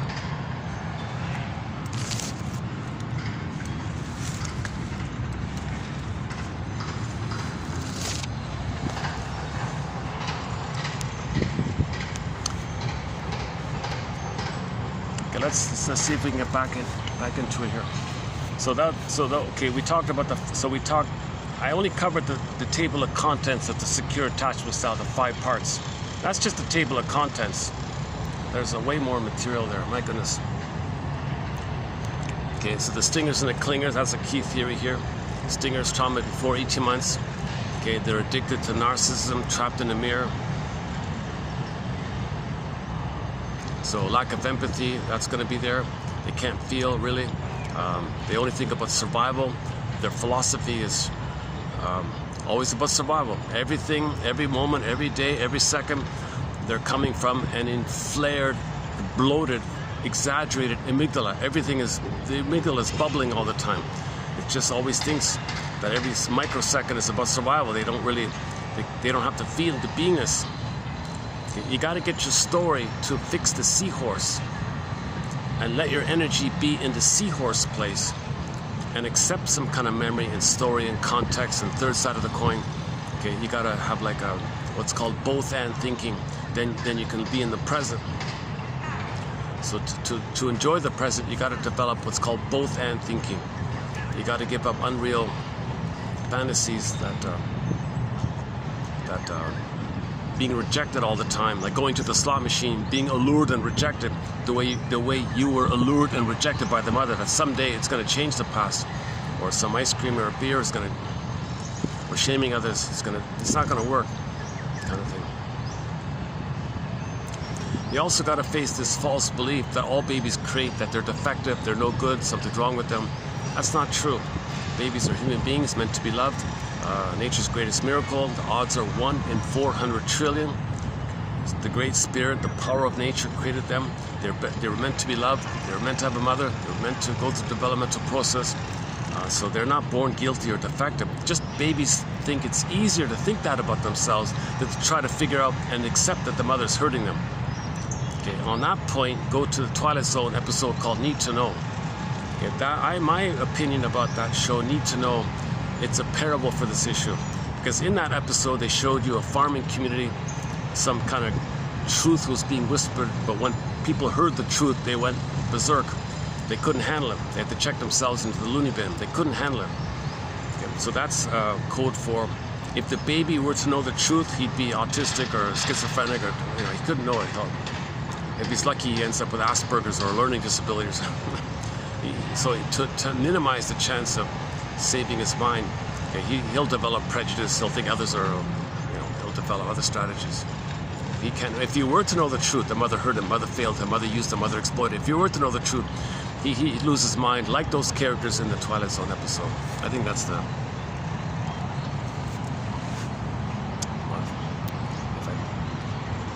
I don't want to make them uncomfortable if I sit like this. Jeez. If I go there, he makes me uncomfortable. If I sit here, I make them uncomfortable. Jesus Christ. I gotta get the right angle. Let me try one last adjustment here, micro adjustment.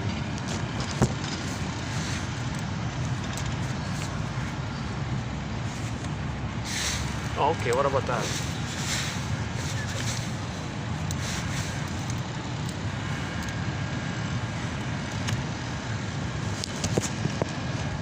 Let's try it this way. I don't usually do it this way.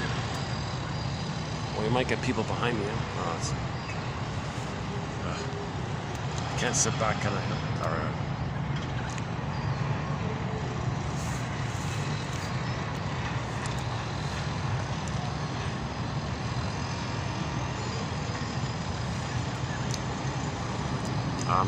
So remember, the key thing about stingers is that's why they don't want therapy, because they can't tell the truth.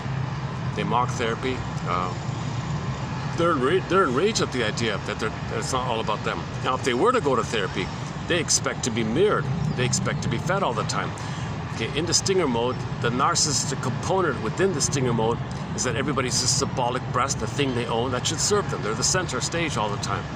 So if you imply something other, that others have needs, like if a woman has a baby and the baby has needs, she freaks out, right? So she crushes the baby's soul, because it can't be about the baby. Mirror, mirror on the wall, who's it all about? Who's center stage? Who's entitled? Who's the greatest? Who's the fairest? Who's not? Right? The mother's in that kind of place. And the mirror says, no, the baby has needs. No, I can't. I have all the needs. It's all me. So that's why she attacks the baby like this. Soul murder, they call it. It's not a physical, literal thing. It's symbolic. It means she wants to crush the baby's sense of having needs. You don't have any needs. You're not important. You're not important. You don't have needs. I'm center stage. So any child who's born with a mother like that, they're going to experience their beingness like Snow White in the glass coffin. Now, when you recognize at midlife your soul is frozen like Snow White in the glass coffin, that you feel like Snow White in the glass coffin, or maybe you can see through the glass, but you can't feel through the glass. So when you recognize that, then you're in touch with the innate effort within to mine up treasure. As mentioned before, the dwarves, the 7 dwarves, you're going to, like the body, 7 chakras, I think. Somebody said you're going to mine up material and make the unconscious conscious. That's called healing and wholeness. The more you know about yourself, the more connected with yourself. The more you find yourself, reunite with yourself, the more whole you are, more complete you are, your symptoms go away. And that's the natural state of affairs. And mourning is the key process. Now, mourning is a natural response. The firebird, the phoenix flies out, it's naturally. So to set up the stage for that, you got to communicate that you want your feelings back. You got to understand that there was trauma. You got to face the painful truth. So you got to admit to yourself that mother was impaired. She couldn't love you. She didn't love you. She couldn't love you. She was impaired. Greatest hurt of all. Mother didn't love me. She betrayed me. She failed me. Why? Because she was trapped in a mirror. Not because she wanted to or something. Because she just didn't have the ability to. Because she never got love herself. It wasn't malicious on her end. Or if it was malicious on her end, that's the anger that she didn't get love herself. So everything's love or a cry for love. So the mother was expressing her anger. That's a kind of cry for love in a way. It's a very convoluted way to think that the mother hurts the baby, that's her cry for love. What? My mother hurt? This woman hurts her baby? That's her way to cry for love? Yes, because the baby's hurt.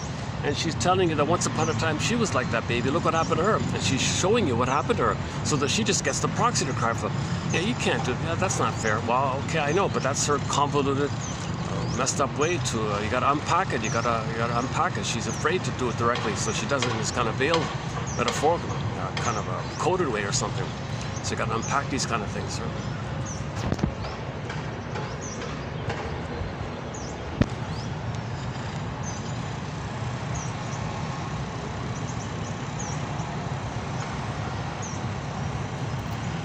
Where are we here?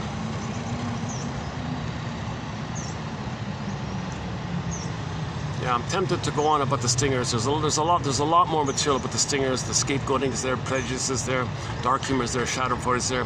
Remember, empathy and affection, that's not going to be there yet, right? It's pretty simple there. They think in terms of jungleism. So the greed part, that could be like the bully. It's more on the greed side of it all. The envy side of it all is the ego version of it all. The narcissistic personality patterns. There's a variety there like that. Actually, the narcissistic personality patterns don't have an immense urgency of survival like the bullies and the Iagos do prior, but they can't love her. They just want to be a star all the time or something. They can't. They don't really directly hurt others or something, but they'll be angry if they don't get their supply, so they could be hurtful like that kind of thing. Oh my goodness. I can't show it to you, but somebody's doing some very some gymnastic kind of thing.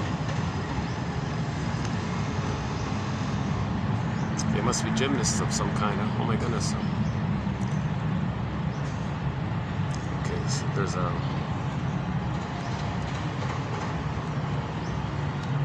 Yeah. Okay. Obviously, there's a couple across the pond there. It looks like from it. They have some gymnastic experience.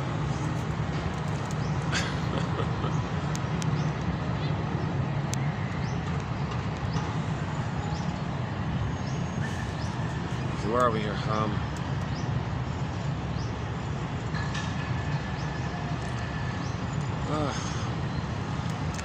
You know, if I can somehow, I'd love to come from a place in these videos where it's the after therapy. I have not done the therapy process, so what you're seeing is like before therapy. I'd love to have that warm feeling of presenting an after therapy. If I had the funds, play Joni Mitchell's song "This Flight Tonight," made popular by Dan McCafferty, and I'd be on this flight tonight. To do the analytic process, I want a full analysis. Meaning, you see, you got to be in the presence of somebody. That helps you to feel safe. It's a corrective emotional experience to have somebody validate and accept what you're going through, not shame you and attack. You need some kind of new experience like that, and you got to wire in the memory of somebody supporting your healing, and you feel supported by that memory, and you have a new relational unit within you to go by, a memory of memories of being supported. You felt supported, and there was someone who supported you. Now you got a memories of them. So you go by that kind of structure where you continue the positive loop that it's okay to heal, it's okay to grow, because the memory said it was okay to heal. I validate you. I have Freude for it for you. I have a delight for your healing, because the shrink was healed and he has pleasure to help others heal. Like, that's a natural kind of an ethical kind of thing. So you need that kind of experience with somebody. On your own, you're kind of limited on your own, right?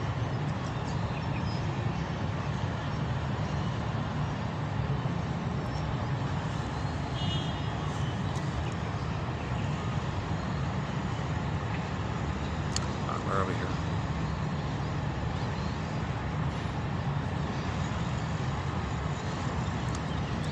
Clingers, when clingers get together, they if they're conscious of their situation, they can make I statements together. They can make I statements. They can apologize. They have empathy. They have feelings. They can grow. They're childlike. But if they're conscious that they're childlike, the two of them can grow together, and marriage can be a psychological healing journey like that. They can grow together. If they're not aware of it, they're going to compete. You play the good parent, help me find myself. No, you play the good parent, help me find myself. So it's going to rust out and burn out. Like, they're going to argue over this kind of thing if they're not conscious. Now, when the stingers get married, They don't even bother with that stuff. What they want to do is have one child in the family whom they're going to scapegoat. Maybe one child can be a narcissistic extension where if the one child is seen, they can feel seen.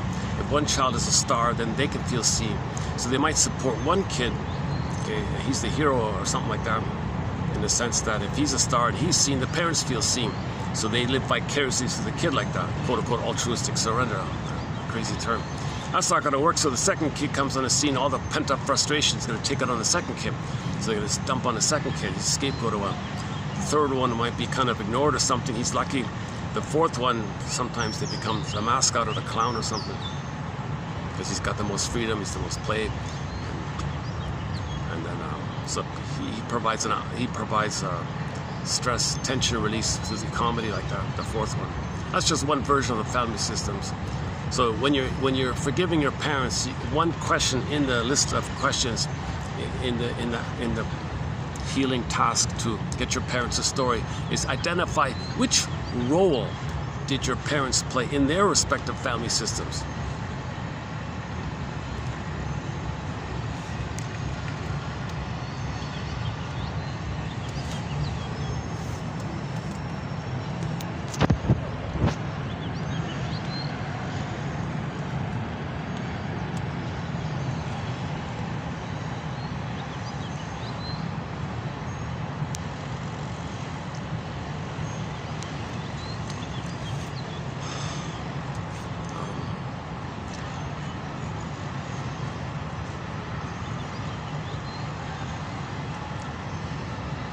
Let me just take another breather here. Let's play another song here.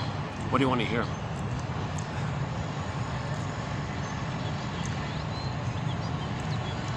Okay, here's a phase of here's sort of a Star Trek kind of song. Well, I think this band named this song I'll play now. Maybe it's after a Star Trek theme. I think, I'm not sure.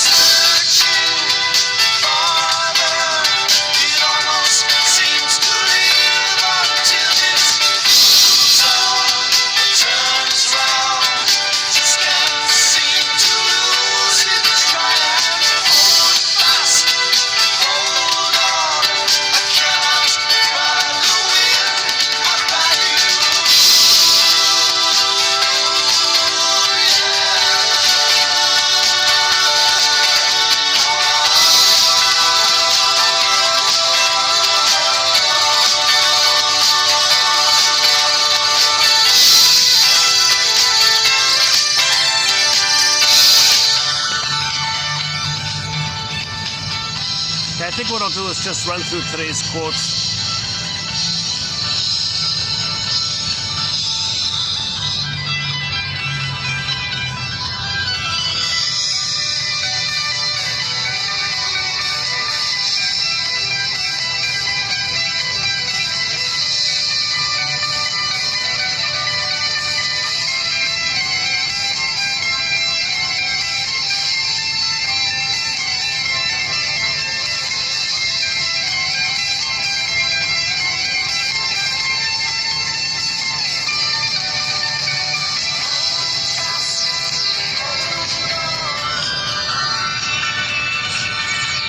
it's a lighter load. The key one is the first one here, the term Alexithymia. So this is from somebody's dictionary. It's not a bad definition for it. So no words for your feelings. Why? Because you can't find your feelings, obviously. So he says here, this Campbell guy says here, Alexithymia. Okay, difficulty. This refers to a difficulty in describing or recognizing one's emotions. Suggested by Sifneos in 1973. We have a couple of quotes of his. I'm not really a fan. He confesses it. He says he's a bully. He's got a lot of anger. So he used the excuse that it's okay to shout at people to confront their rationalizations. So he tried to combine and sublimate his anger by shouting at people who are resistant. So he would know their problem and you just bark at them. He calls that anxiety-provoking short-term therapy, something like that. I'm not really. I don't know. It seemed for a short time, I think in the 80s, there was this tendency that some shrinks would feel like they had to fight with you about your defenses because they're so stubborn. You have to overcome them or something. It doesn't work like that. You got to make them aware that they're using a defense, and then they voluntarily will show the content underneath. Defense before content. It doesn't.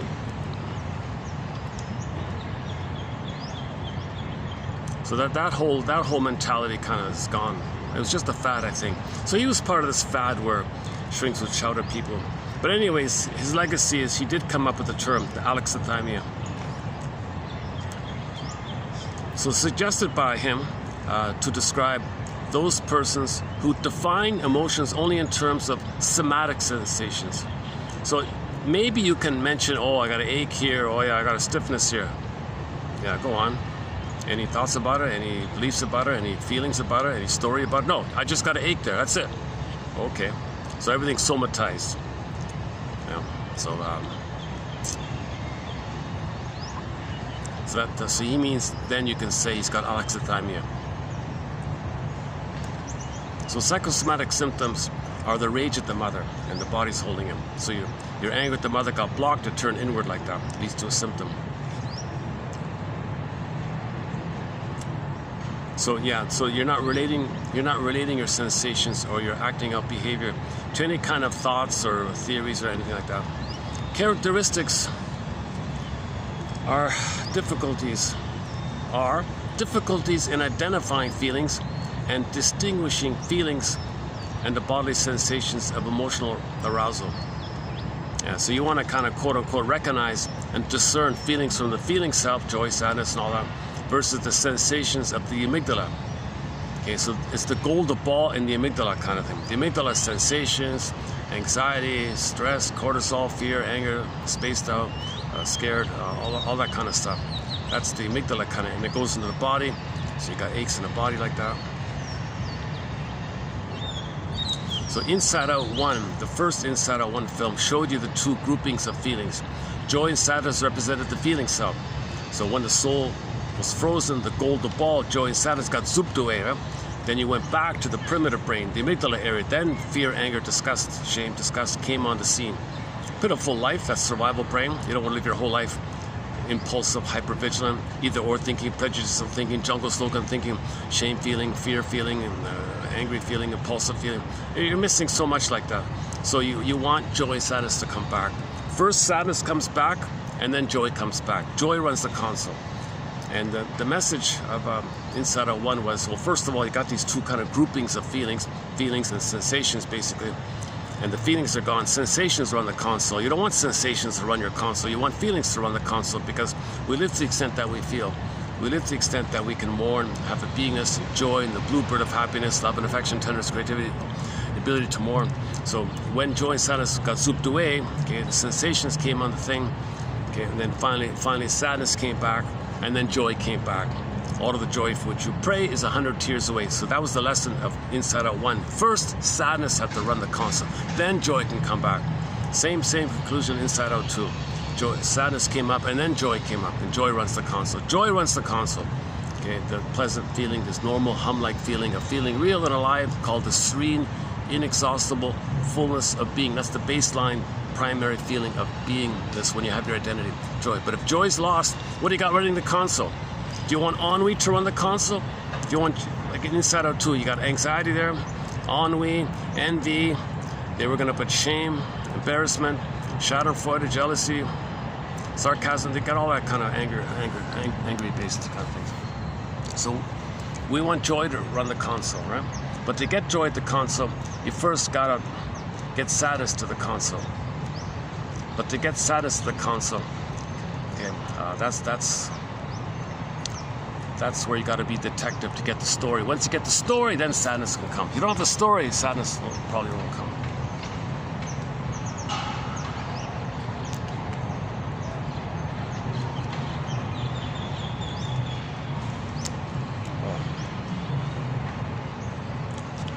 Again, okay, and so this is amygdala based. The fear threshold is very sensitive. It easily triggers easily. So you don't want that kind of thing. The amygdala is only supposed to keep you safe, like if there's you're driving a car, you got a veer, something, or if there's an earthquake, you got to run. The amygdala is not supposed to be like constantly bubbling, and you're always in this survival, like it's a 24/7. Oh my God. Oh, jeez.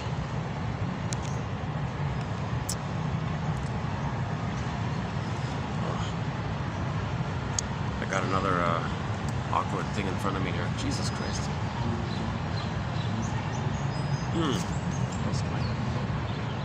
Okay, I think I'm gonna have to go to the side there. Just a second. Distract myself a bit. Phasers on Stun, yeah. The song we played was called Phasers on Stun. I think it's tribute to a Star Trek. These guys only have 2 hits, I think.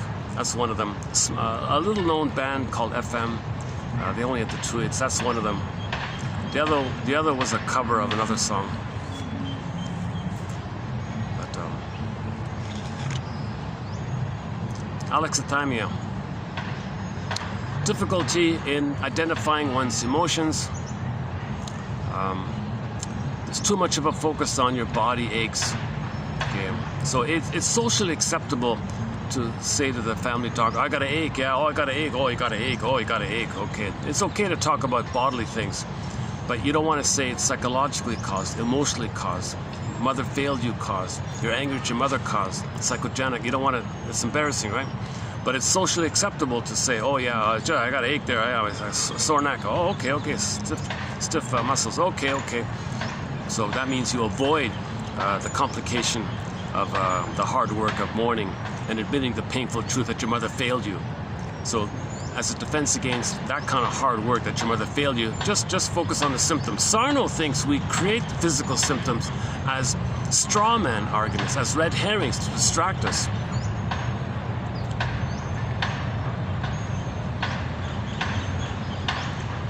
Okay, the ego's damaged, the hippocampus is damaged, and all that. All right, that's enough of that one. Earlier, we did a thing about the as-if personality by Helen Deutsch. So here's a follow-up to the as-if personality. M. Canton has suggested... Oh, Jesus Christ. Okay, I got some... Okay, give me a good 5 minutes. I'm going to have to move over.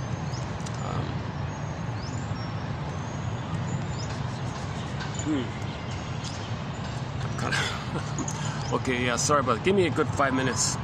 Maybe I can play a song in the background. Let me play a song in the background while I move over. Yeah, let's try that. Let's pick a song here. Self-saboteur. Okay, let's just play Soul Searching. Yeah, okay.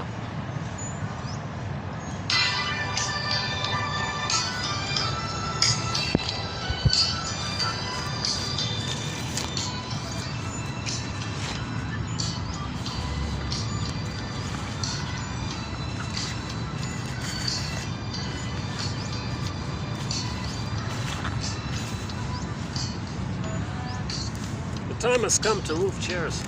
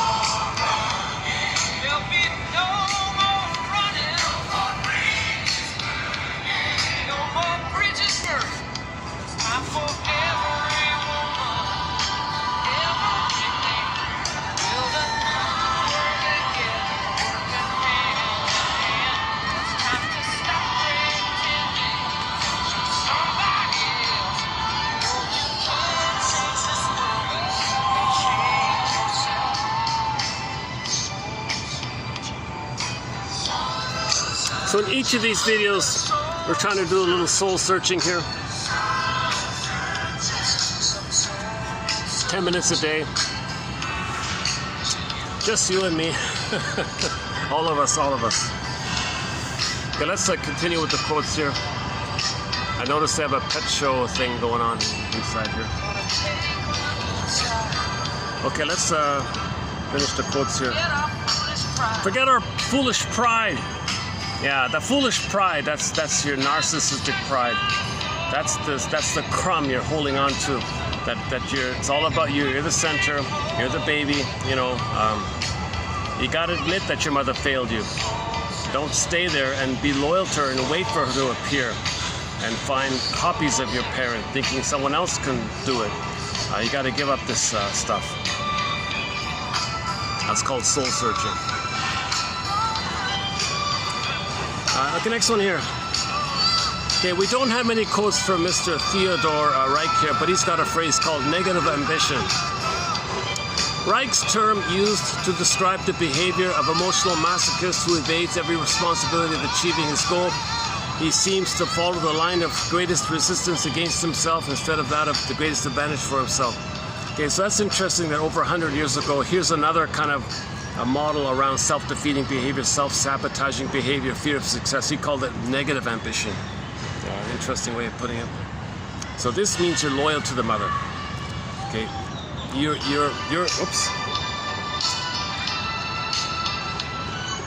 loyal to the mother. So when you're dysfunctional, you're loyal to the mother.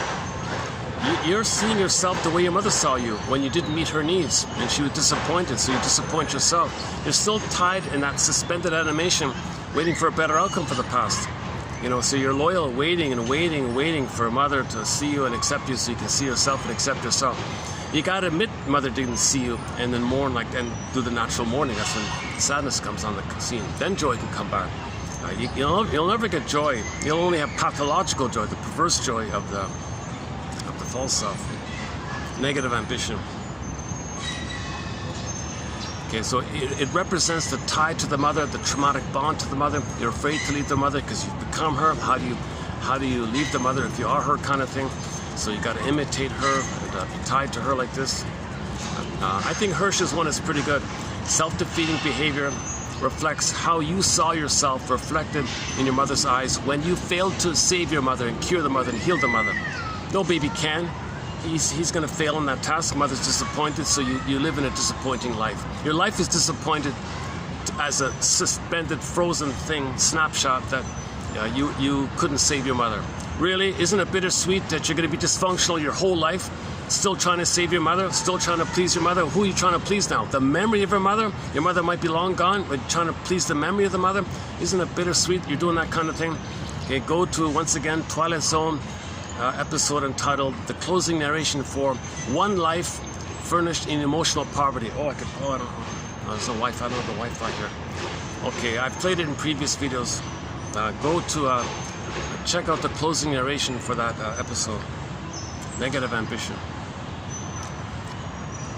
As if personality. Okay, a lot of this, one part or one theory about the as if personality is that the baby's supposed to internalize the mother, right? The baby's kind of trying to, but if the mother turns to the baby to mirror her and he's frozen there, they go through life mirroring everybody. So they have a transient identification with everybody. So they'll be what other people want. Because that's what the mother did to the baby. So one minute they say what other people want. Next minute, switch, another person, they'll be what they want. They're very chameleon like that. It's not meant to deceive. It's because they have no identity. They're stuck at that kind of place called the as if personalized. So they're great. They're pretenders all the time. Always, I'm as if I'm you. What do you want? I'll be what you want. And next person, 5 minutes later, I'll be what you want. So they're very good at the cocktail parties. They can.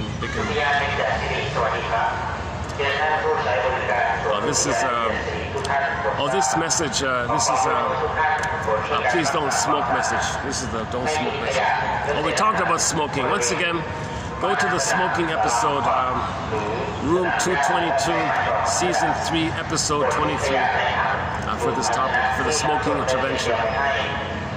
งดดื่มเครื่องดื่มที่มีส่วนผสมของแอลกอฮอล์ทุกชนิดภายในสวนไม่สูบบุหรี่กัญชาหรือใช้สารเสพติดต่างๆภายในสวนขอบคุณครับ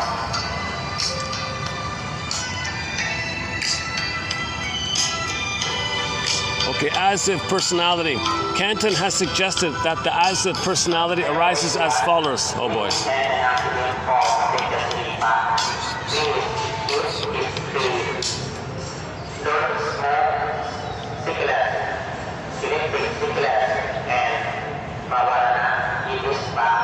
Thank you for your cooperation. Hello everyone. This is Alexithymia from Phantasy. Please keep it clean. Don't smoke cigarettes, electric cigarettes, and marijuana in this park. Thank you for your cooperation. Okay, let's continue. As-if personality. Okay, so that's sort of the premise of it. Another theory about it is sham feelings. I'm not going to give any feelings. I'll present sham feelings so people attack my sham feelings. Well, they're fake anyway, so I can protect my unknown real feelings. So they're pretenders. They're always pretenders. They're chameleon like that. Not meant to deceive really per se, but it's just the baby never had a chance to have some kind of positive identity with the mother. So he can't identify with the mother in any kind of positive way because the mother was too focused on expecting the baby to mirror her.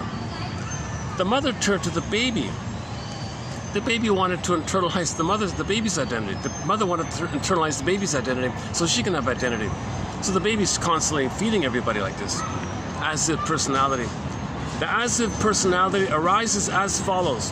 While still in the stage of strong oral dependence, okay, the child is deprived of the mother figure, and this forces the ego to remain dependent and to, quote, rely for its reactions completely upon the examples which it receives from the chance object to which it is attached at the moment. Transient identifications. So 1 minute they'll be that identity, what you want them to be. Next minute they'll be that identity, what that person wants them to be. So they can change identity. So they're very good actors. They're very good in the acting business like that. They can play different roles like that easily. But they never benefit from it. They never internalize or accept it. So they don't use it to heal or anything. They just have this knack of oh, you're my mother, what do you want? Okay, I'll say that. Oh, next episode. Oh, you're my mother, what do you want? I'll say that. And that's their identity. Doing that is their identity. And they need someone to do that with. So they always need people. They can't be on their own. They need somebody to mirror so they can feel a temporary identity, that their identity is based on being what the other one wanted, kind of thing. So they never have a beingness to refer to. It's a unique phenomenon. Helen Deutsch came up with this back in 1943. The topic went quiet for several decades, and a little while ago it came up again. And I posted those came up again quotes about maybe 2 months ago. So here's just a follow-up on it. But this attachment never developed beyond the child's attachment, the child never went beyond primary identification. The nature of this primary identification is clearly revealed in the client's reaction to dissolution of an object relationship. A relinquished relationship is never followed up by an identification, but contrary to such sequence, the identification disappears with the relationship. Yeah, so their temporary identity, whatever it is, it'll be gone if the other person's gone. Then there'll be someone else with that person. If that person's gone, poof, their identity, that transit identity will be gone. If that relationship, poof, is gone, then the next one. They never really absorb in and make it part of them. Mother never allowed the child to positively identify with her. It's a unique kind of thing called the as-if personality. Now, it's confusing with the imposter. It doesn't mean you feel like a fake in your work. It doesn't mean that. Different idea. One from the TV show Gidget. So Gidget fell in love, was spellbound by this drifter guy. This guy was a Peter Pan, no home, just was a drifter. He was a celebrity surfer, so he would travel around the world, going to all the famous beaches, and he'd be the best surfer, and everyone would be impressed by him. That guy who played that was one of the guys in Route 66, by the way. Anyways, Gidget met this guy, the surfer guy, and he said to her, "Yeah, I'm free, man. You're free. I want freedom too." So, in her desire for freedom, she was very impressed by him, kind of thing. But later on, the father said, every drifter learns eventually that being rootless simply means you're from nowhere and you're going nowhere. That's not freedom. That's just useless motion. Useless motion. The Peter Pan syndrome is useless motion. Okay. Oops. One second.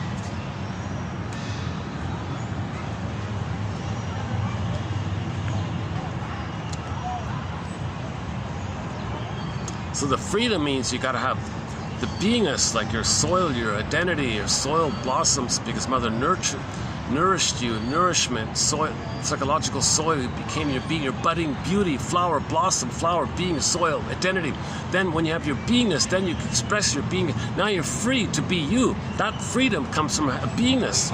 That fellow, that drifter guy had no beingness. He was just a flighty Peter Pan, superficial, skims the surface of life all the time. He didn't learn the lesson that the guy learned in Room 222 episode about the guy with leukemia. He had a few days left to live. He said, what do I do now? Do I be a drifter?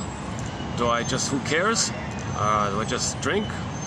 Wait a minute, why don't I just be my real me? So he did that with the song, and so he found meaning, and he found meaning in his life before he passed away. And that's a message for everybody, kind of thing. So this drifter didn't do it, right? Okay, the next one comes from sort of a public kind of figure. I'm not a fan. I don't have any quotes. This is the first time we're going to quote this guy. I'm not a fan at all. He's sort of a... you can't argue with the message. It's just general, vague, self-help ideas. They're okay, kind of thing, but he's very repetitive.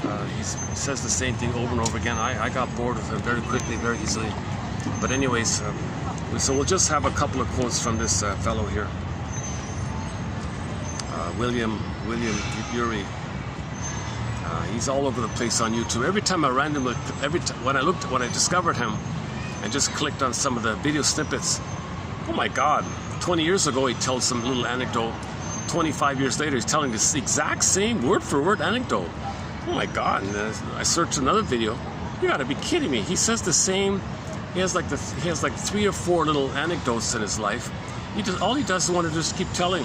He thinks it's important. He thinks he presents himself as being so important. He's very narcissistic for sure. He just uses self-help ideas as what they call narcissistic giving. So his quote-unquote presentation, he's doing it so you can admire him, and he wants to be seen. That mechanism is called narcissistic giving. He's only giving to serve his narcissism. So I think he's kind of in that mode. Anyways, nevertheless, he's passing along some solid general self-help, inspirational kind of quotes. So let's do a couple of them here. When I react without thinking, I become my own worst enemy. I am the one who keeps getting in my own way.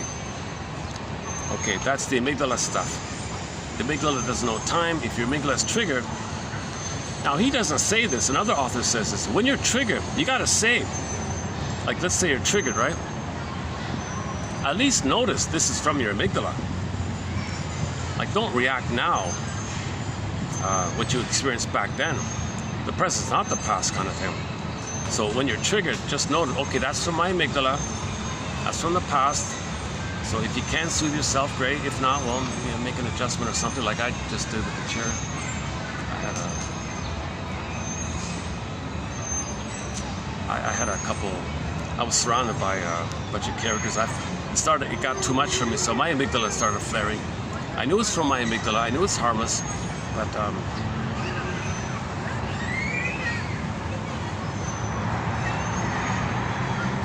so if you are going to make a decision, at least be mindful that you're something unknown, something you forgot is coming up.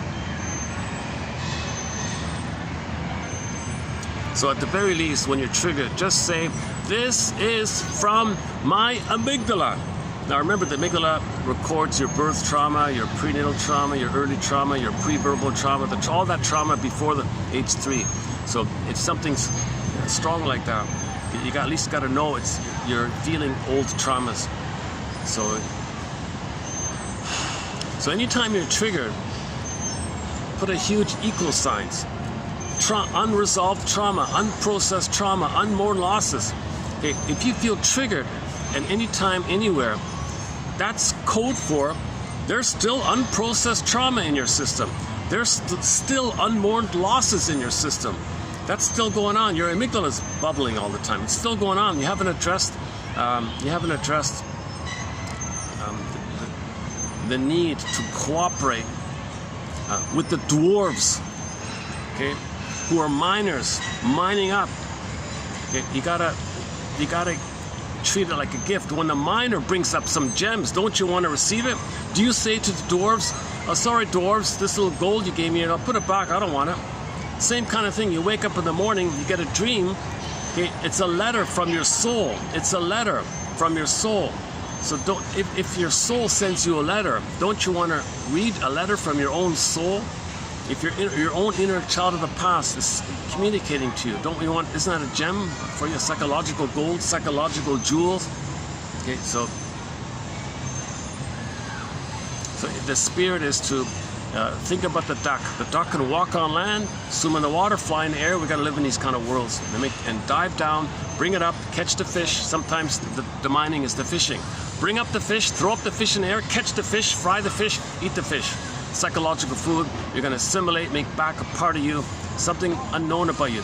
The fish in the water represents something repressed about you, something unknown about you. So when you bring it up, that's like the fish in the air, and you eat the fish. Same with the rampion, the radishes, okay, the Rapunzel, same idea. Or the miner, I guess with the miners, you just want to accept it in your hand like that. Put it in a frame or something.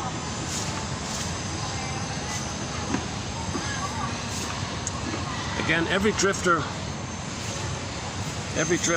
Oh, we did that one already. Okay. When I'm triggered,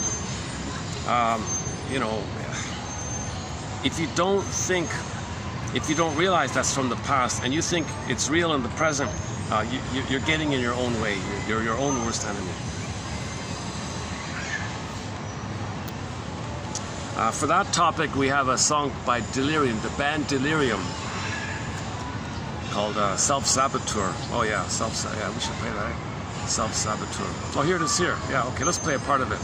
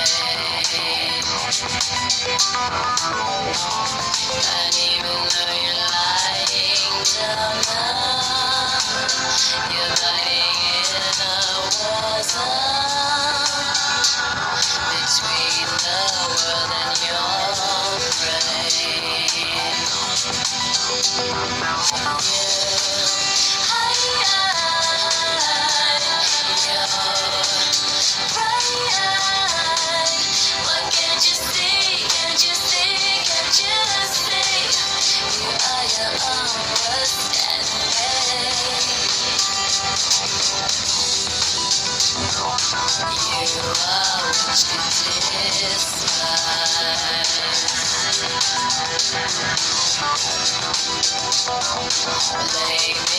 only a compromise. Anger is your bow and arrow. It's better than a shield for your sorrow. When nothing's hurting inside.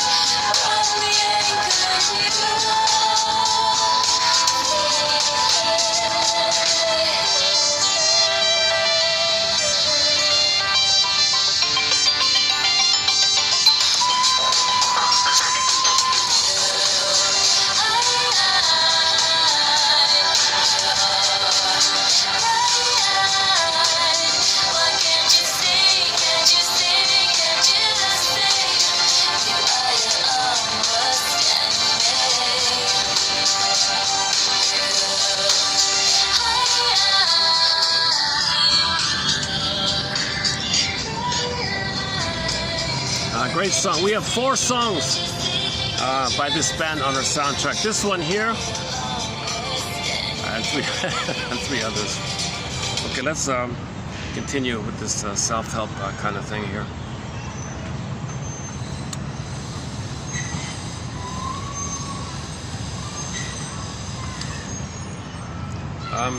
Okay.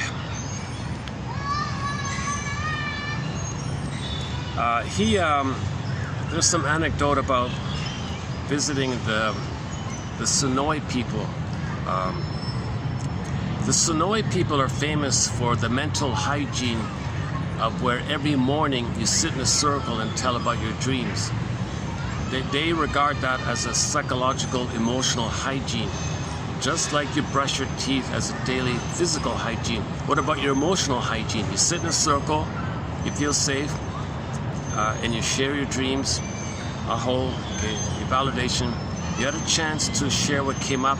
That helps to make conscious what's unconscious.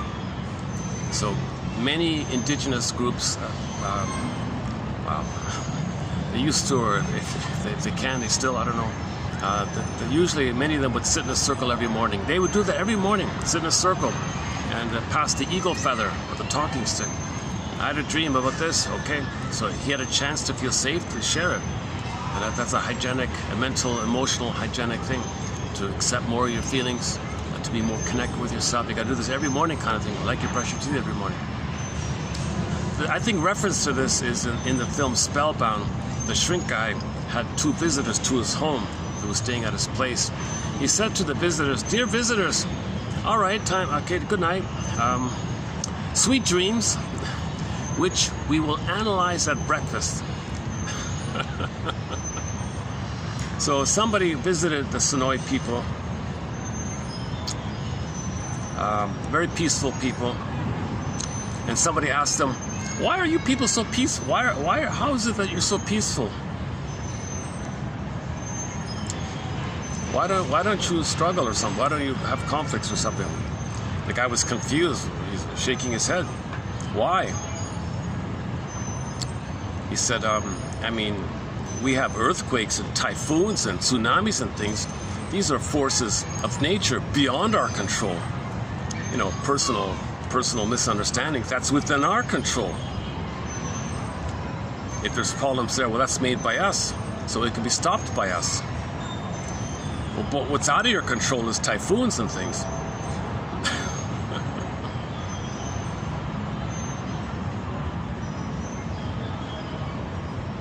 Okay, next one's about empathy. Traumas can leave us emotionally frozen and highly reactive. That's the amygdala. So if somebody is whatever upset, usually it has nothing to do with you. It's an expression of their enlarged amygdala, their anger and pain. So meet their enlarged amygdala with curiosity on your part.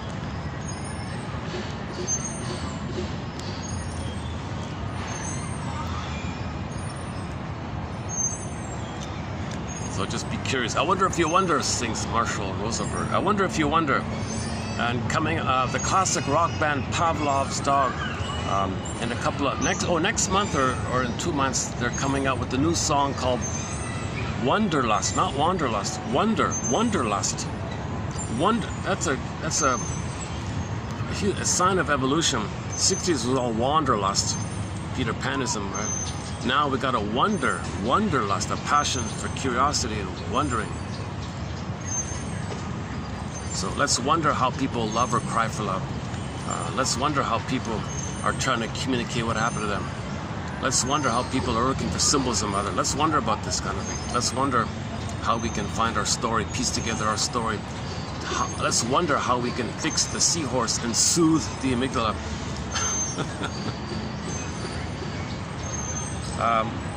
Here's a little anecdote about the Greek myth Hercules. Hercules is walking down the road when a strange-looking beast suddenly rears its head. Hercules reacts instantly by attacking the beast with his club. The beast looms larger, so Hercules strikes it again, but every time Hercules hits it with its club, the beast grows bigger. Suddenly, Hercules' friend Athena, the goddess of wisdom, appears at his side and cries out, "Hercules, hold the phone! Stop the presses! Don't you know the name of that beast? That beast is strife, and the more you strike it, the larger it will grow. Cease hitting it, and it'll grow smaller."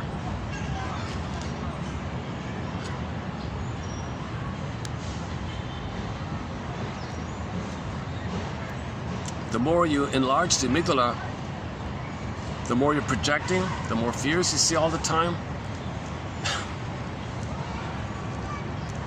The more you repress, the more fears.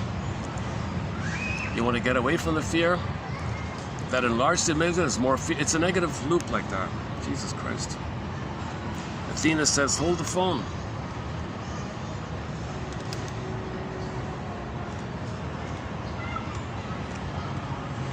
Okay, I think one of his favorite self-help anecdotes. It's a variation on a theme. It says, when you're triggered, it's kind of like being in the bunker, right? So instead, go to the balcony. We need to get out of the bunker and go to the balcony. The balcony. Imagine a theater. Imagine yourself emotionally on the balcony. A place of perspective and calm. And from that balcony place, look at your parents. Look at their story. Were they happy? Were they stingers? Did they scapegoat? What role did they play in their what kind of humor do they have? Are they stingers or clingers? From a perspective, see your parents as human beings. Wounded human beings. Your mother's a human being, your father's a human being, but they're wounded. See them as people, not just as parents to you. See them as two people to them, to each other. So see your father relating to your mother and her relating to him like as two, like a man and a woman like that. So you can see their wounded children inside. And then follow up with Anne Teachworth's book, Why We Pick the Mates We Do, on where to go from there with the 3-chair exercise.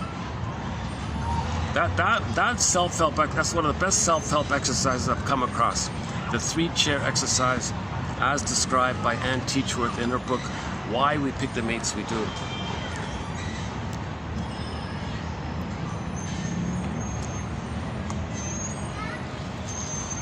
How are we doing here?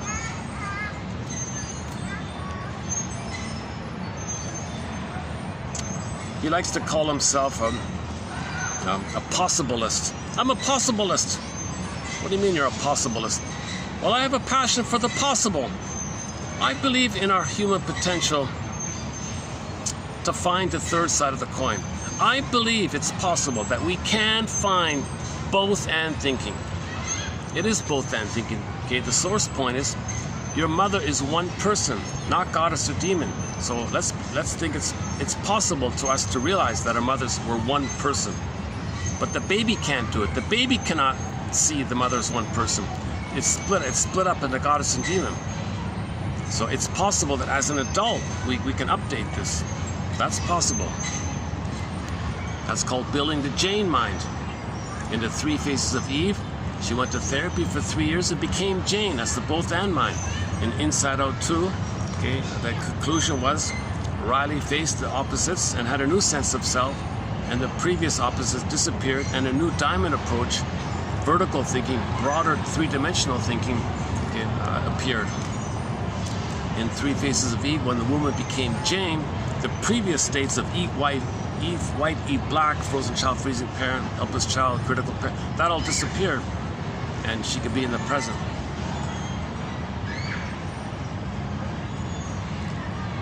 Well, it's a bit of a dog show around here.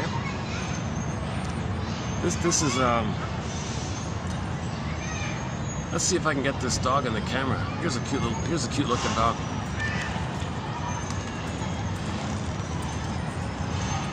Hi, can I put your dog in the camera? Is it okay? Oh, yes. Take a picture just for a minute. Yeah. He's a very good looking. Good girl. He's a No, face the other way. This way. That's okay. Yeah. This way. My sit. Good girl. There you go. So this I'm gonna guess maybe 1 or 2 years old or something. I mean, no, 2 maybe years old. Around 2, yeah. Yeah. My sit. She's after my family, so she's distracted. Sit. 4. Very good girl. Such a good girl. Such a good girl. Well, thanks for sharing your dog with us. Okay. Where are you from? I'm from Canada. Oh, excellent. Very good. Yeah. Yeah. The 52nd state. I'm not joking. I'm joking. No, it's okay. I'm so No, joking. yeah, that's the movie. You're talking about the movie. Watch the movie Canadian Bacon. Canadian Bacon. Watch the movie. Is that right? Canadian Bacon. All right. It comes from there. Gotcha. Yeah.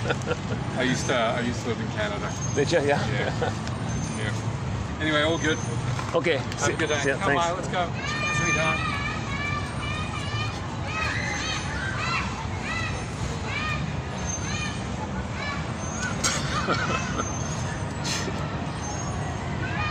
It's in the news now, right? That film, that comedy film, Canadian Bacon, the 51st State Ideal.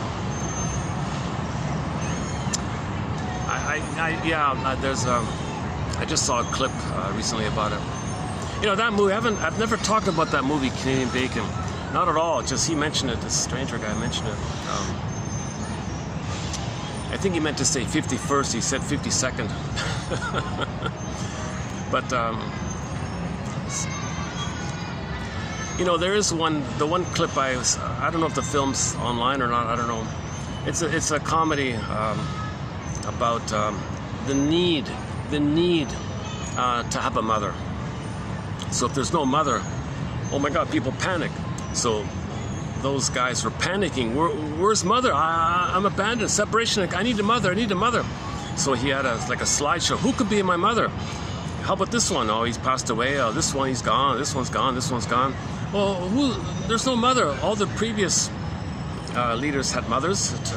You know, we need a mother. Who's going to be our mother? I need a mother. So he called. The clip was he invited somebody to come visit him, and could you be my mother? I need a tug with you, a tug of war with you. I need like a tension with you. Could you be my mother? I need a connection. I can't be alone. I can't be on myself. I need you. I need you, kind of thing. And the other guy said, "Oh, come on! I did that already. Leave me alone. You did that already. We did that. So this poor guy was saying, "Well, who are we gonna blame? Who's gonna be seen as the other, the mother? Where's my mother? Where's my mother?" So then, enter the comedy. Like, enter the film. I don't want to get into that kind of topic. Sorry. Just son up a gun. He brought it. He mentioned that. If I wasn't filming, I could talk to him a little longer.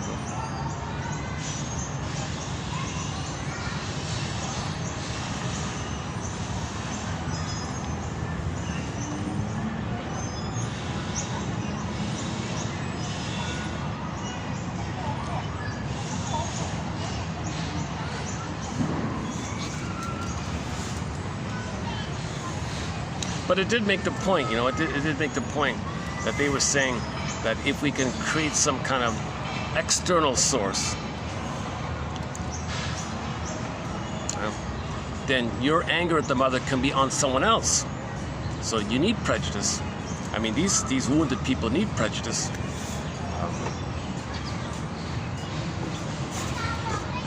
For themselves and for others, because the leaders, whatever, in that locally, don't want others to think they're the mother. No, I'm not your mother. Them over there, they're your mother. Oh, okay. So he called somebody. Could you be the mother for everyone to hate? No, he did that already. Oh, do we want to do it again? No, we did that already. No more of that. So the comedy was, how can they make their neighbor, who's this quiet, passive neighbor, I guess, how can we demonize them? How can we scare you and make them your mother? Sure enough, it's easy to do. Very easy to do. Right? But the joke was just insult the beer. They got bad beer there. They look so violent. See, I told you, there's your mother. Your mother's violent. They're dangerous. Look how dangerous they are. All they got to do is, because the amygdala is so sensitive. You insult their beer. That's like insulting their mother. Now they so trigger. Okay. Okay, I better watch the film. If I'm gonna tackle that film, I better watch it properly. I only saw like a little clip of it.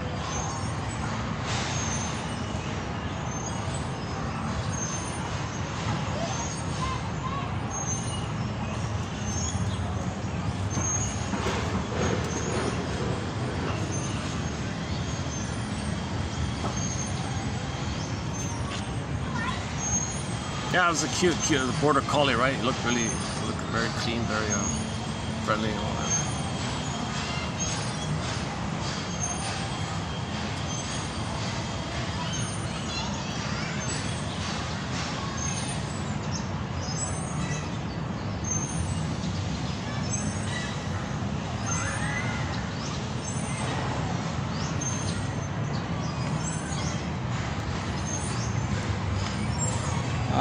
Okay, where are we here? What's that?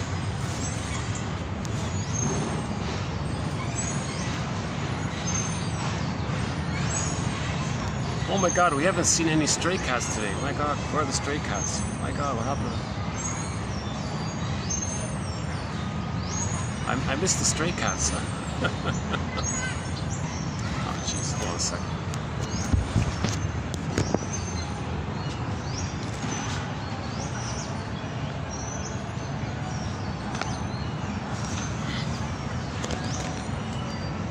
Is that okay? Oh, is that okay? Oh, let's just try it out. Okay, let's start to wind this video down here.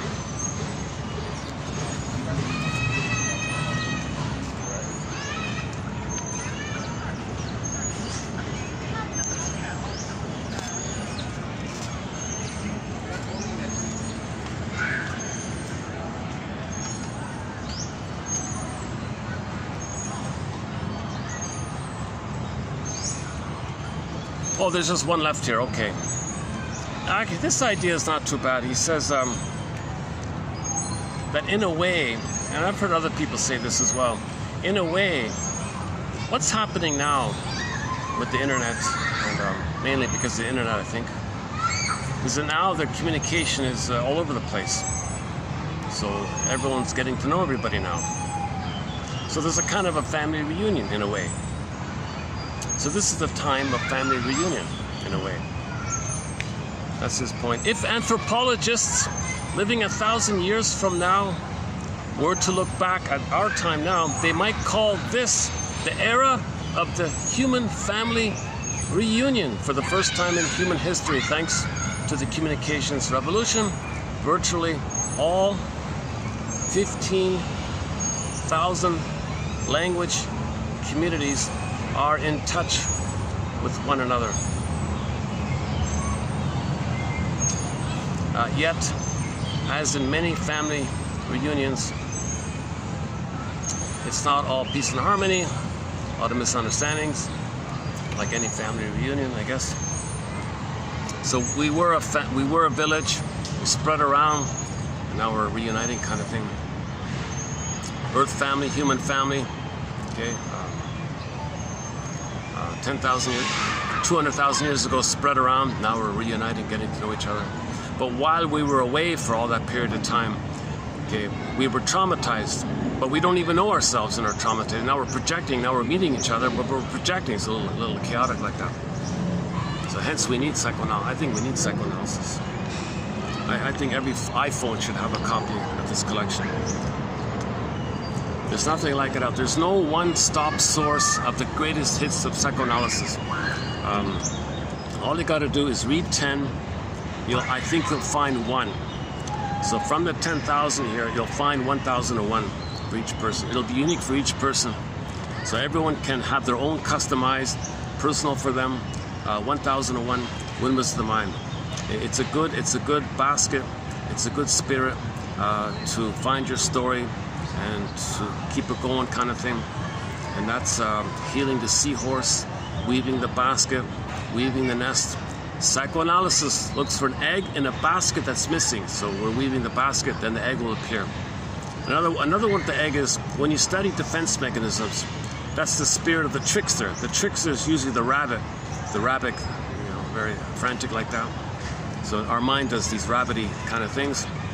Trickstery kind of things, like bear, rabbit, the trickster. Embedded in the rabbit is the energy of the duck, unconscious to conscious, walk on land.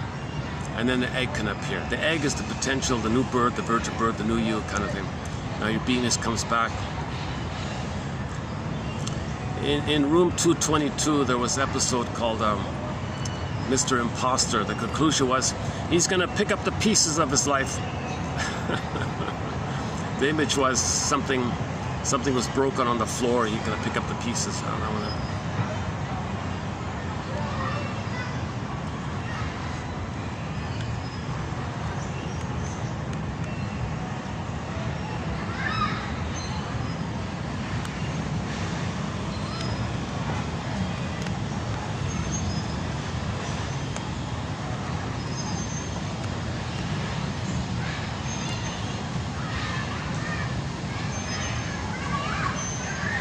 insulting the beer back to that comedy show, insulting somebody's favorite food, and that's like your mother. Food is mother, so beer is food, like go drink, water, fluid. So beer, it's a stimulating fluid, right? Spirit, mother spirit, symbolic. So beer can be symbolic breast milk. It's not, so that's your mother. Food is mother. So if you insult somebody's mother, they get enraged like that. So the beer was insulted, they were enraged like that. I think maybe the point was it's very easy to provoke someone, see them as dangerous, and then fly your boogeyman, your frightening image of your own anger at the mother onto them, and that's the external. Now everyone focuses on the external, not on the local. And that's kind of needed to pillage and plunder, by the way.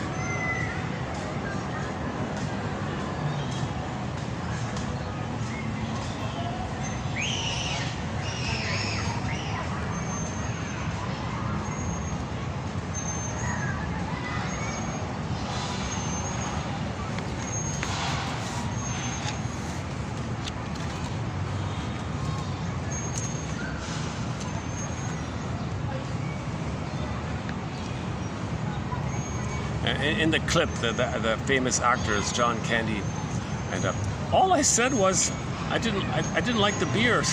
The beer's no good, or something. He had this puzzled expression.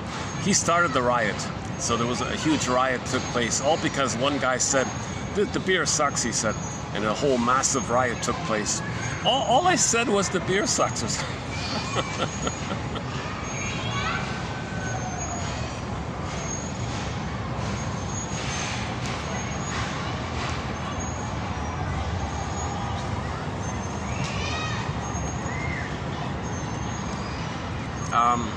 One of our companion beverages to 1001 Windmills of the Mind is a non-alcoholic beer out of Munich called 0.0% non-alcoholic beer by the Polliner Company.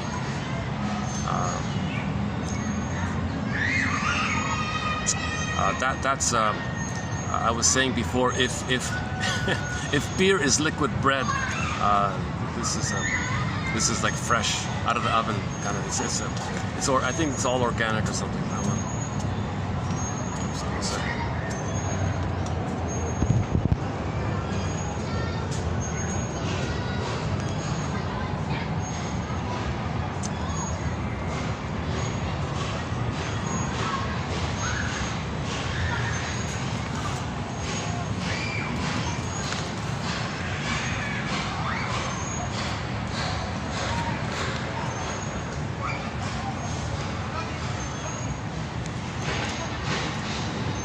Okay, where are we here? Yeah, I'm sorry, I don't remember the film. Let me see if there's a copy of it online. What else do I remember of that film? I just remember from the clip the John Candy scene and the riot he created by insulting people's mother, symbolic mother. You insulted my mother, riot. and then you take that. Look how dangerous they are. Yeah, they're scary people. Okay, there you go. There's your mother. Hey, everybody, there's your mother. See how violent they are like that? See how threatening they are? Don't you know? So a good follow-up to this whole topic is the monsters of the id monsters. Okay, in the science fiction film called Forbidden Planet, the guys on the planet, the planet's a machine. If you're on it, it materializes the thing you think. So there'd be these Tasmanian monster-like devils running on the planet. No one knew where they came from.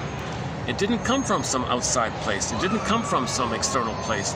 It was created from the unconscious. Morbius, the man, his unconscious was linked to this science fiction planet, which materializes your thoughts. Now, he didn't know this, so when he was angry at his mother, when something triggered his anger at the mother, poof, the monster would be there. Monsters of the id. What's the id? The elementary basis of the unconscious. The elementary basis of the unconscious. That's the line in the film, or the energy of the unconscious. So the point was, the whole purpose of the film was to tell you that whatever, any kind of scary image you think, that's your own rage. Okay? Now go to Twilight Zone, Howling Man. The guy's locked in a cell in the castle. It's with them. Now, if you can't handle the truth that your mother hurt you and you're angry, then you project that image onto others and say others are that image. Back to that film, Kenny Bacon. He was looking for someone. He couldn't find anyone. Who can we say? Who can we project our Howling Man image onto?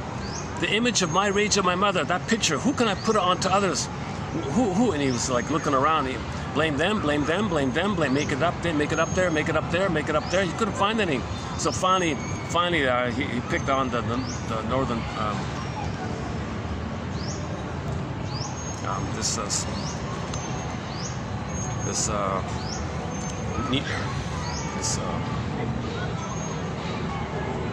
neighbor, right? This friendly neighbor, I guess, and then just make it up. So by accident, someone insulted their beer. Oh, look how dangerous there! Look how violent there! Oh, there you go, everybody. There's your mother. Now everyone hates.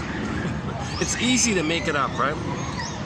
When you make up scapegoating and prejudice, when you make that up, when you need that, and he was, and you can see in the clip, I need it. He's pleading, mommy, and you see, because he can't handle the truth. Back to that TV clip. You can't handle the truth. He can't handle the truth that his mother failed him, that his mother hurt him, his mother betrayed him. He can't handle that truth. He doesn't want to know that truth. So he needs someone else to blame and express his anger onto the other, standing in for the mother, protecting the mother, thinking the other is not the mother, that the other is not his mother, so psychic splitting. Paranoid schizoid mode of experiencing by Melanie Klein. Okay, your mission, should you choose to accept it, as usual in each video, is to read through this quote. This is a lighter load here. And anyways, see if there's one that you can use as a springboard, as a prompt to use, and ask yourself, what thoughts come to mind now here after reading this idea? What thoughts spring to mind? What does this quote remind me of? What does this quote suggest to me? And just see if something else can come up. Then that's the duck. You're making it conscious. And when a feeling comes up, you validate your feeling. I must have a very good reason for feeling this, if it's from the feeling place. Okay, Alexithymia, if it's sensation, then okay, fine, go there. I must have a very good reason for feeling this tension in my back or whatever. I must have a very good reason for feeling this ache in my back or shoulder or whatever, right? And then you validate. You're validating. So you're being your own parent. It's called self-reparenting. You want to make room for your feelings, space for your feelings. Let it wave. Be a surfer. Let the wave. If it does wave, great. You're lucky. You can wave it through. Be a surfer. Make room for the wave. Surf it through. Oops. Oh. So, try not to get people on camera.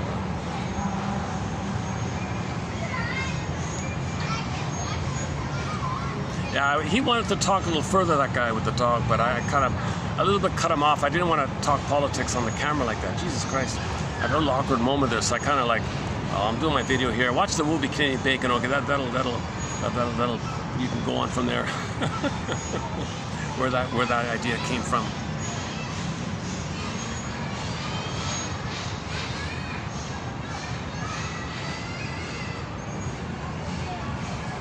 And I didn't join him immediately, right? So he had this little slightly apologetic. Oh, I'm sorry if that offended you. He had this little. No, it's okay. Just watch the movie Canadian Bacon, and leave me alone. I just wanted a little fun little break to get your dog on the camera. I didn't expect to get into a.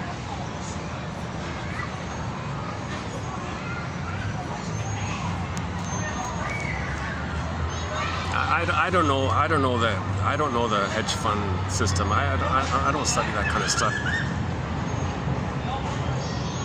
I don't know the details and the mechanics, the pillaging, the plundering. From what I can tell, it's all one.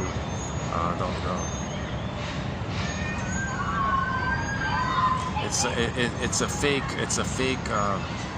a play opposition to distract people, right? So in a way, what's happening now, you can kind of think of it in terms of that film. Just create some tension to distract people or something. Red herring. You create. I think the old slogan was bread and circuses or something like that. Just to entertain people with distractions or something. So they don't question.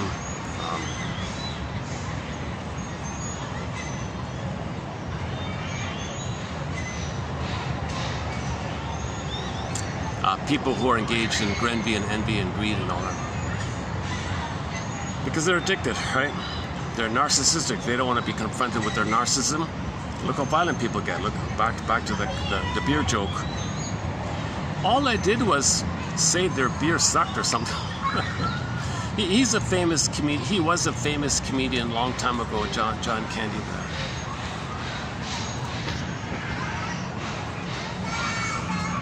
I don't know if that's his real name or made-up name.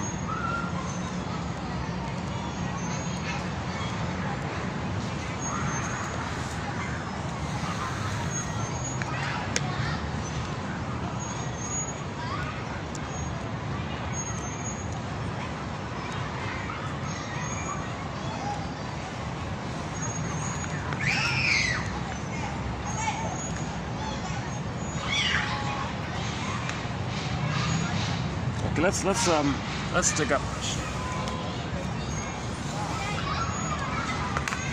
Okay, let's dig up the theme song to Mission Impossible. Another mission, should you choose to accept it, is to visit the link, and for the price of a you know what, You can get this encyclopedia of insights. Print it out. It resembles an 8-volume encyclopedia, depending on the size of the printing, of course.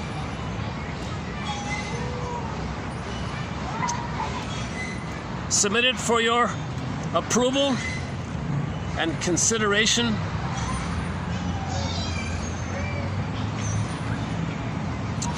Should you choose to accept it.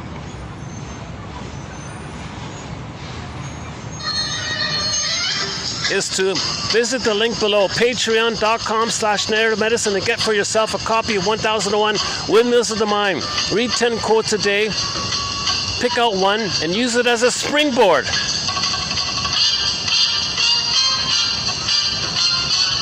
A prompt. Use it as a stepping stone. Use it to free associate with. What does this quote remind me of? What does it suggest to me? What thoughts spring to mind here? And when a feeling comes, validate. Validate your feelings. I must have a very good reason for feeling this. I have a very good reason for feeling this. Submitted for your consideration. Thanks very much for the love of narrative medicine, soul searching. We'll see you next time.